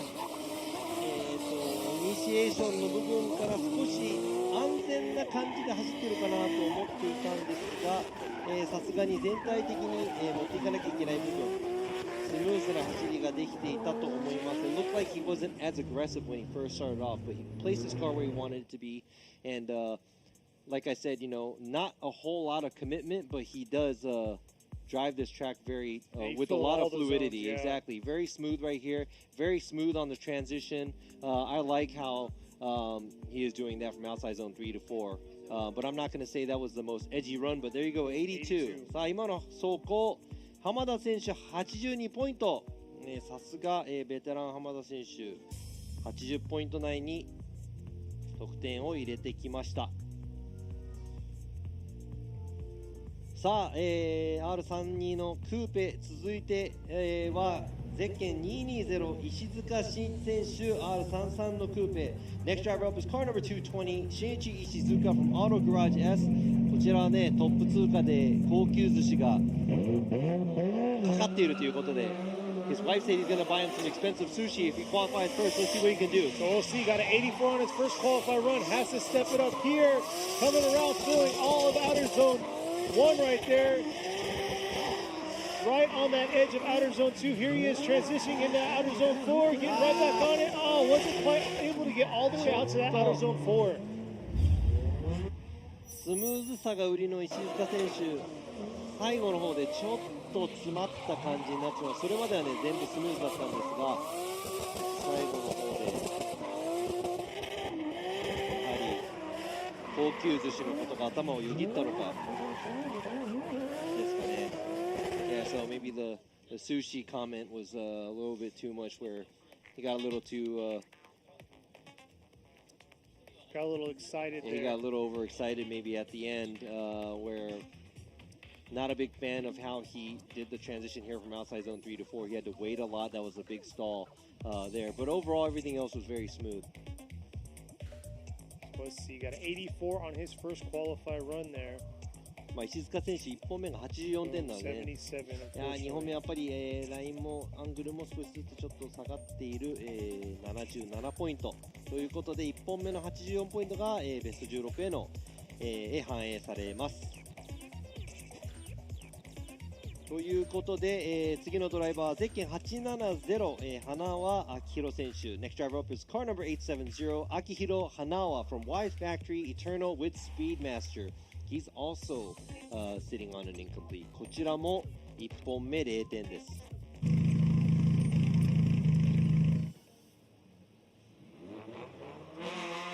あかなりのプレッシャーを押しのけられるか。Throw down here, coming in outer zone 1. Nice approach to outer zone 1. Not quite deep enough into that zone, but let's see how he can finish the rest here.Nice shot through outer zone 2 and outer zone 3. Let's see this transition. Just losing it right at the end. プレッシャーに勝てなかったか、花輪花輪選手、前回3位表彰台。ここでアウトゾーン1、うまくトレースできず、そしてアウトゾーン2は、いいところを通って、ここアグレッシブな走りをしたんですが、ちょっと、勢い余ったか、アウトゾーン4でハーフスピン状態。いやー、これはまた2個、0点になってしまいそうです。That's probably going to be an incomplete there for Hanawa because... Oh, there you go. Yep, it's official. And he Two podiumed. incompletes. He was third at Sugo. Yeah. So maybe this small track is not something he likes. ちょっと小さいコースは苦手なのかな。さあ続いてのドライバー、ゼッケン620ベテラン平岡秀夫選手。The veteran driving car number 620秀夫平岡 from Team HRK Rapid。さあ1本目82ポイントを取っている平岡選手、2本目どうだ。 Yeah, you can see here coming up into this outer zone 1. Kind of waited a little bit getting into that zone, but here he is getting right back on it, coming into this outer zone 2. Beautiful job through outer zone 2 and outer zone 3, filling those zones. And let's see this transition here. Nice job on the transition and finish. さあ先ほど同様ですね、すごくスムーズな走りを、しました平岡選手。さあこちらなんかさらさら走っていく感じですが、もうラインも結構いいところに乗って、このね、振り返しの方もちょっとサイドで、修正を入れながら入りましたが、スムーズな走りが、できたと思います。So it looks like I'm not going to say the commitment level isn't so high, but very, very smooth, and he knows what he's doing. He's placing the car where he wants to. Right here, there's a little bit of an e-brake pull to make an adjustment going to the outside zone 4, but I'd have to say, overall, very clean run by Hiraoka. Yeah, and he filled all the zones like he's supposed to. There, There you you go, go. 85. さあ今のスムーズな走りでなんと85点、平岡選手、先ほどの82ポイントから3点上げてきました。ということで平岡選手の次のドライバー、先ほどもすごい走りをしてきたゼッケン840、山下和孝選手。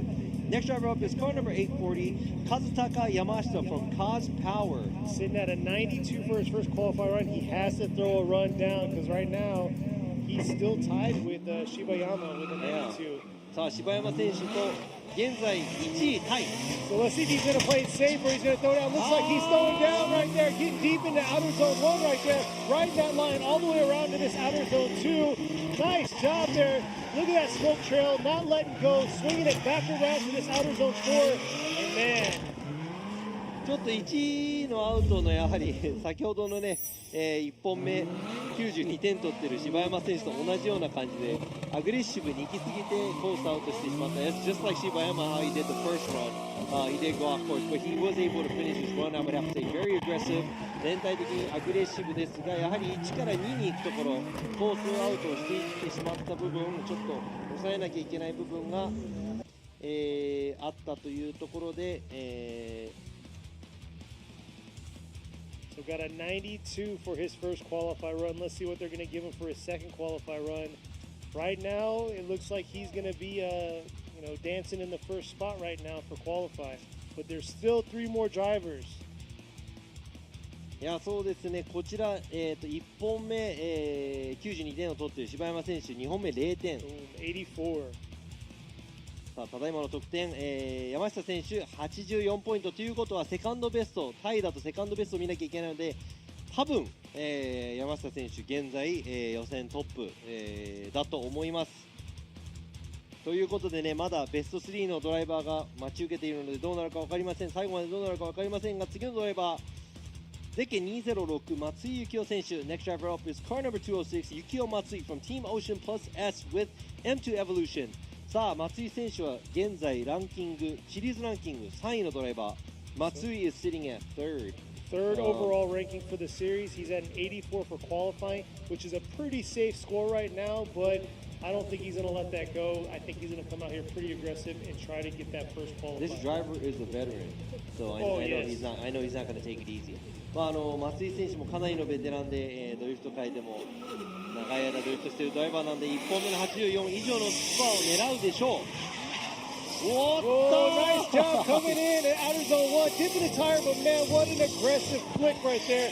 Coming up to outer zone 2, beautiful job through outer zone 2 and outer zone 3. Let's see this hard flick back around, and there he is, filling all of outer zone 4 and keeping it interesting for these judges. いやー、もったいないですね。1のアウトのこの振り出しのかっこいいところ、これがコース内に収まって、ふらついてなければかなりの高い得点が期待できると思いますが、それでも、コース全体、この繰り返しの部分もですね、すごくアグレッシブにできたということで、全体的に何ポイント出るか、松井選手。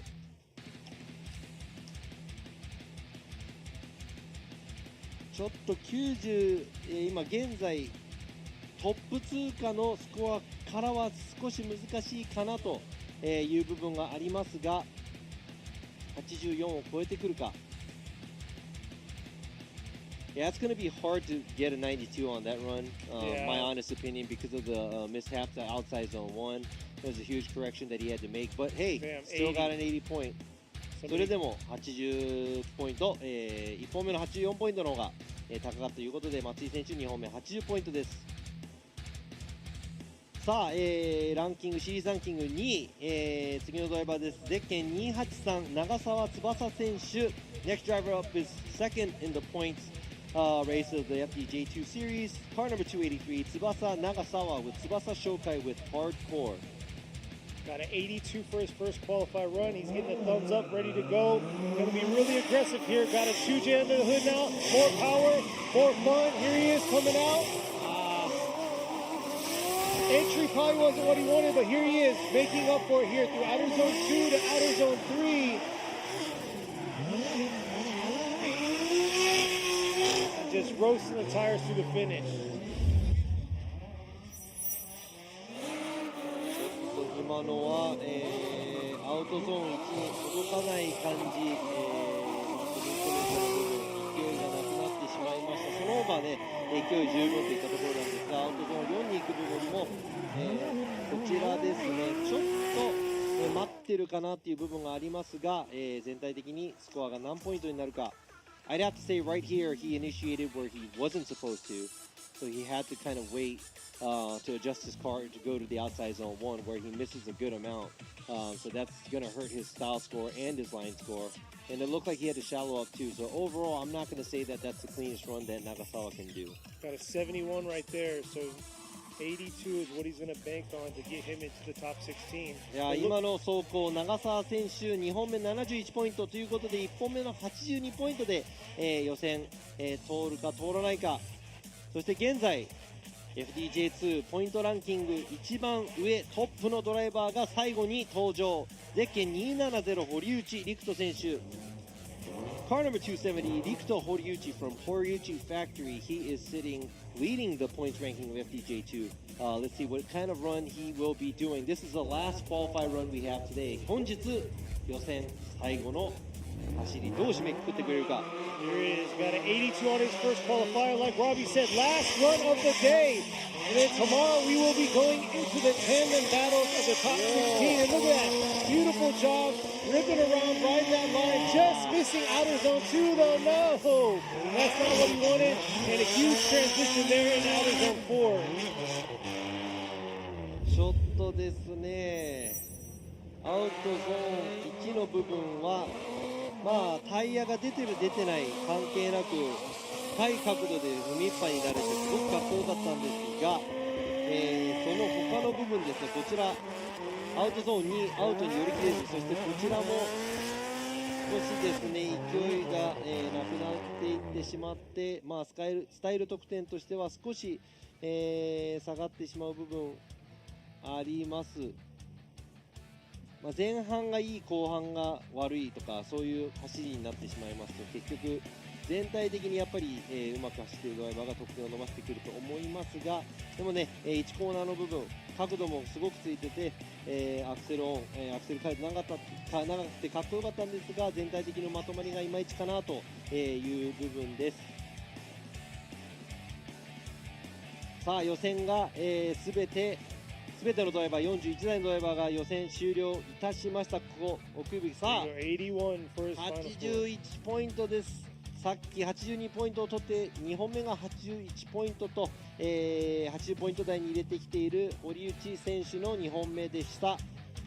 さあ、全ての走行が終了したところで、誰が何位通過しているのか全く僕らわからないです。We don't know anything about who made it and who didn't make it through. We kind of know who made first, though. I think we know who made it first. さあ、ですね、ようやく40数台の車両が走り終えました。ここ2022年横浜タイヤプレゼンツフォーミュラドリフトジャパン FDJ2 ラウンド4。That's it for the 2022 Yokohama Tire Presents Formula Drift Japan FDJ2 Round 4 here at Okuibuki Motorpark Gymkhana Course, Shiga Prefecture, 滋賀県にある奥伊吹モーターパークジムカーナコースの、予選が、全て終了いたしました。これからですね、1位の、予選の走り、予選1位通過した予選の走りをちょっと見ていきたいと思います。Let's go ahead and check out the first qualifying run that we have here today. 1位がですね、なんと The number one, the number one qualifier. なんと、予選ポイント92ポイントを取ったゼケン840山下和孝選手 Car number 840和孝山下 's run. Let's go ahead and check out the replay. そのリプレイをちょっとご覧いただきましょう。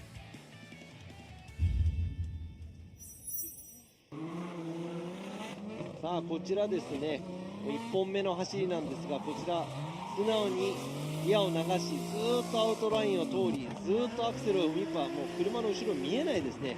Can't see the back of the car because he's on throttle the whole time, right on the outside line, the outside zone. And I would have to say, if not the most stylish run, but it's it's the most cleanest run. 一番スタイリッシュな走りかと言ったらそうではないんだけど、すべてスムーズ、そして的確に、素晴らしい走りをできた、山下選手、今回奥伊吹ラウンドでの、予選1位通過ということですね。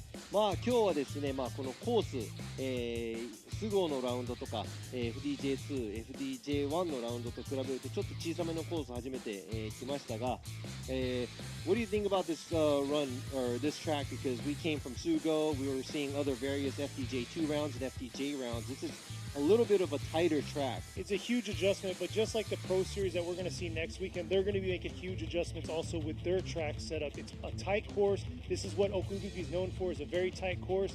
But I know a lot of fans out there are disagreeing. They don't like outer zone 3 to outer zone 4 transition. But that's where, like some of them are saying, it's breaking. Who wants to make it to the pros? That's what we're trying to find out, because this is the feeder series into the Pro Series. そうですね、やっぱり FDJ2 なので、やっぱり FDJ に上がるため、そして、架け橋となる、シリーズなんですが、フォーミュラドリフトジャパン来週末ここで奥伊吹でありますが、同じく、少し調整、少しコースが変わってくるので、それに調整しなきゃいけないドライバー、そしてその調整をうまくできたドライバーがもちろん予選を通過、そして、追走を勝ち残っていく、ドライバーだと思います。そして、みんながね、このアウトゾーン3から4に行くところがちょっと気持ち悪いなっていうコメントもよくあったんですが、そういうコースをうまく走れた人がもちろん、通過、予選通過、高いところで通過、そして明日の、バトルも勝っていけるんじゃないかと。やっぱりね、プロということで、このプロの FDJ1 の架け橋となる FDJ2 なので、やっぱりそこの架け橋となる、練習用として、参加するドライバーもいますし、こちらでバトルをどんどん進めていきたいというドライバーもいますので、ここで腕を磨いていただいて、明日、そしてこの先もですね、フォーミュラドリフトジャパン J1 の方も、どんどん来てもらいたいなと思います。Hoping to see a lot of the drivers to come back to the FDJ1 after the series too, because I'm looking forward to seeing the new talent that we have. Exactly, the new talent that we already have is actually doing a phenomenal job in the Pro Series, so we'll definitely see how these guys are going to pan out tomorrow in the Tandem Series, or Tandem event tomorrow. そうですね、明日の追走はまた、予選と違いますので、今まで去年の FDJ2 でも活躍してきたドライバーが FDJ1 に上がってかなり今年も活躍しているのでね、今年 FDJ2 を走っているドライバーたちにはすごく期待している、ところもありますが、長々と皆さん、お付き合いいただきありがとうございます。そしてコース清掃の皆様ありがとうございます。そして、今日遊びに来ていただいた、お客様の皆様と、走行予選通ってないドライバーの皆様本当にお疲れ様でした。Thank you for you guys sticking around for the live stream. We really appreciate it. All the guys on track, thank you very much for cleaning up the track and also laying down the lines. And everybody who came out here to support the series, thank you very much. And thank you, Kenny. And thank you to all the drivers. You already know. Thank Robbie for this. No. He did a lot of talking. I just did a lot of sitting. I mean, thank you to also all the drivers and teams that even came out here who did and didn't make it through the qualifying. Hope to see you guys in the next event. But we'll be back again tomorrow. 明日はですね、配信がまた、11時50分から、朝11時50分から、ベスト16の方、セレモニーの方に入っていきたいと思いますので、皆さんぜひ足が運べない、方々、ぜひライブストリームの方ご覧になっていただきたいなと思います。If you can't make it out here, and a lot of you who are listening to the English side cannot make it out here most likely, so make sure you tune in. Tomorrow morning it's Japan time, 11:50 in the morning. We're going to start the Top 16 opening ceremony, and after this we're going to be on stage here if you're here.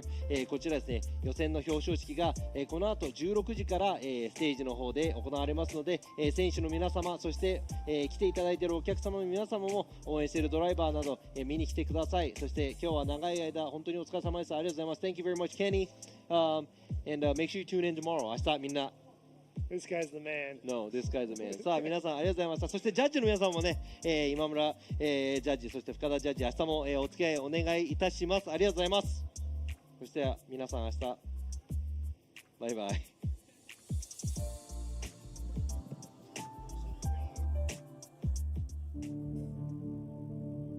フォーミュラードリフトジャパン。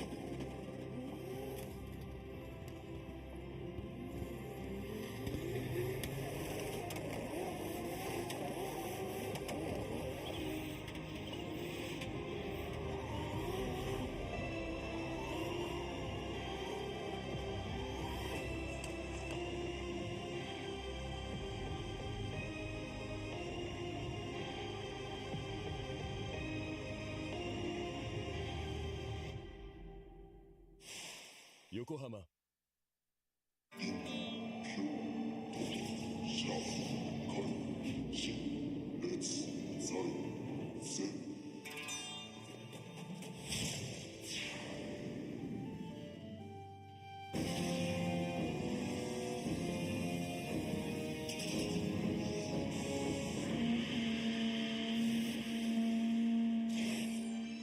Ultimate lubricant. Mortis.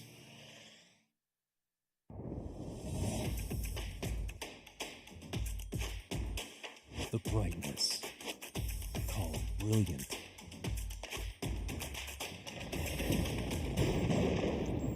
Valentine. What's up, guys? It's Frederick Gospo, and I use RSR suspension on all my drift cars. I love RSR. Iyo RSR Ichiban.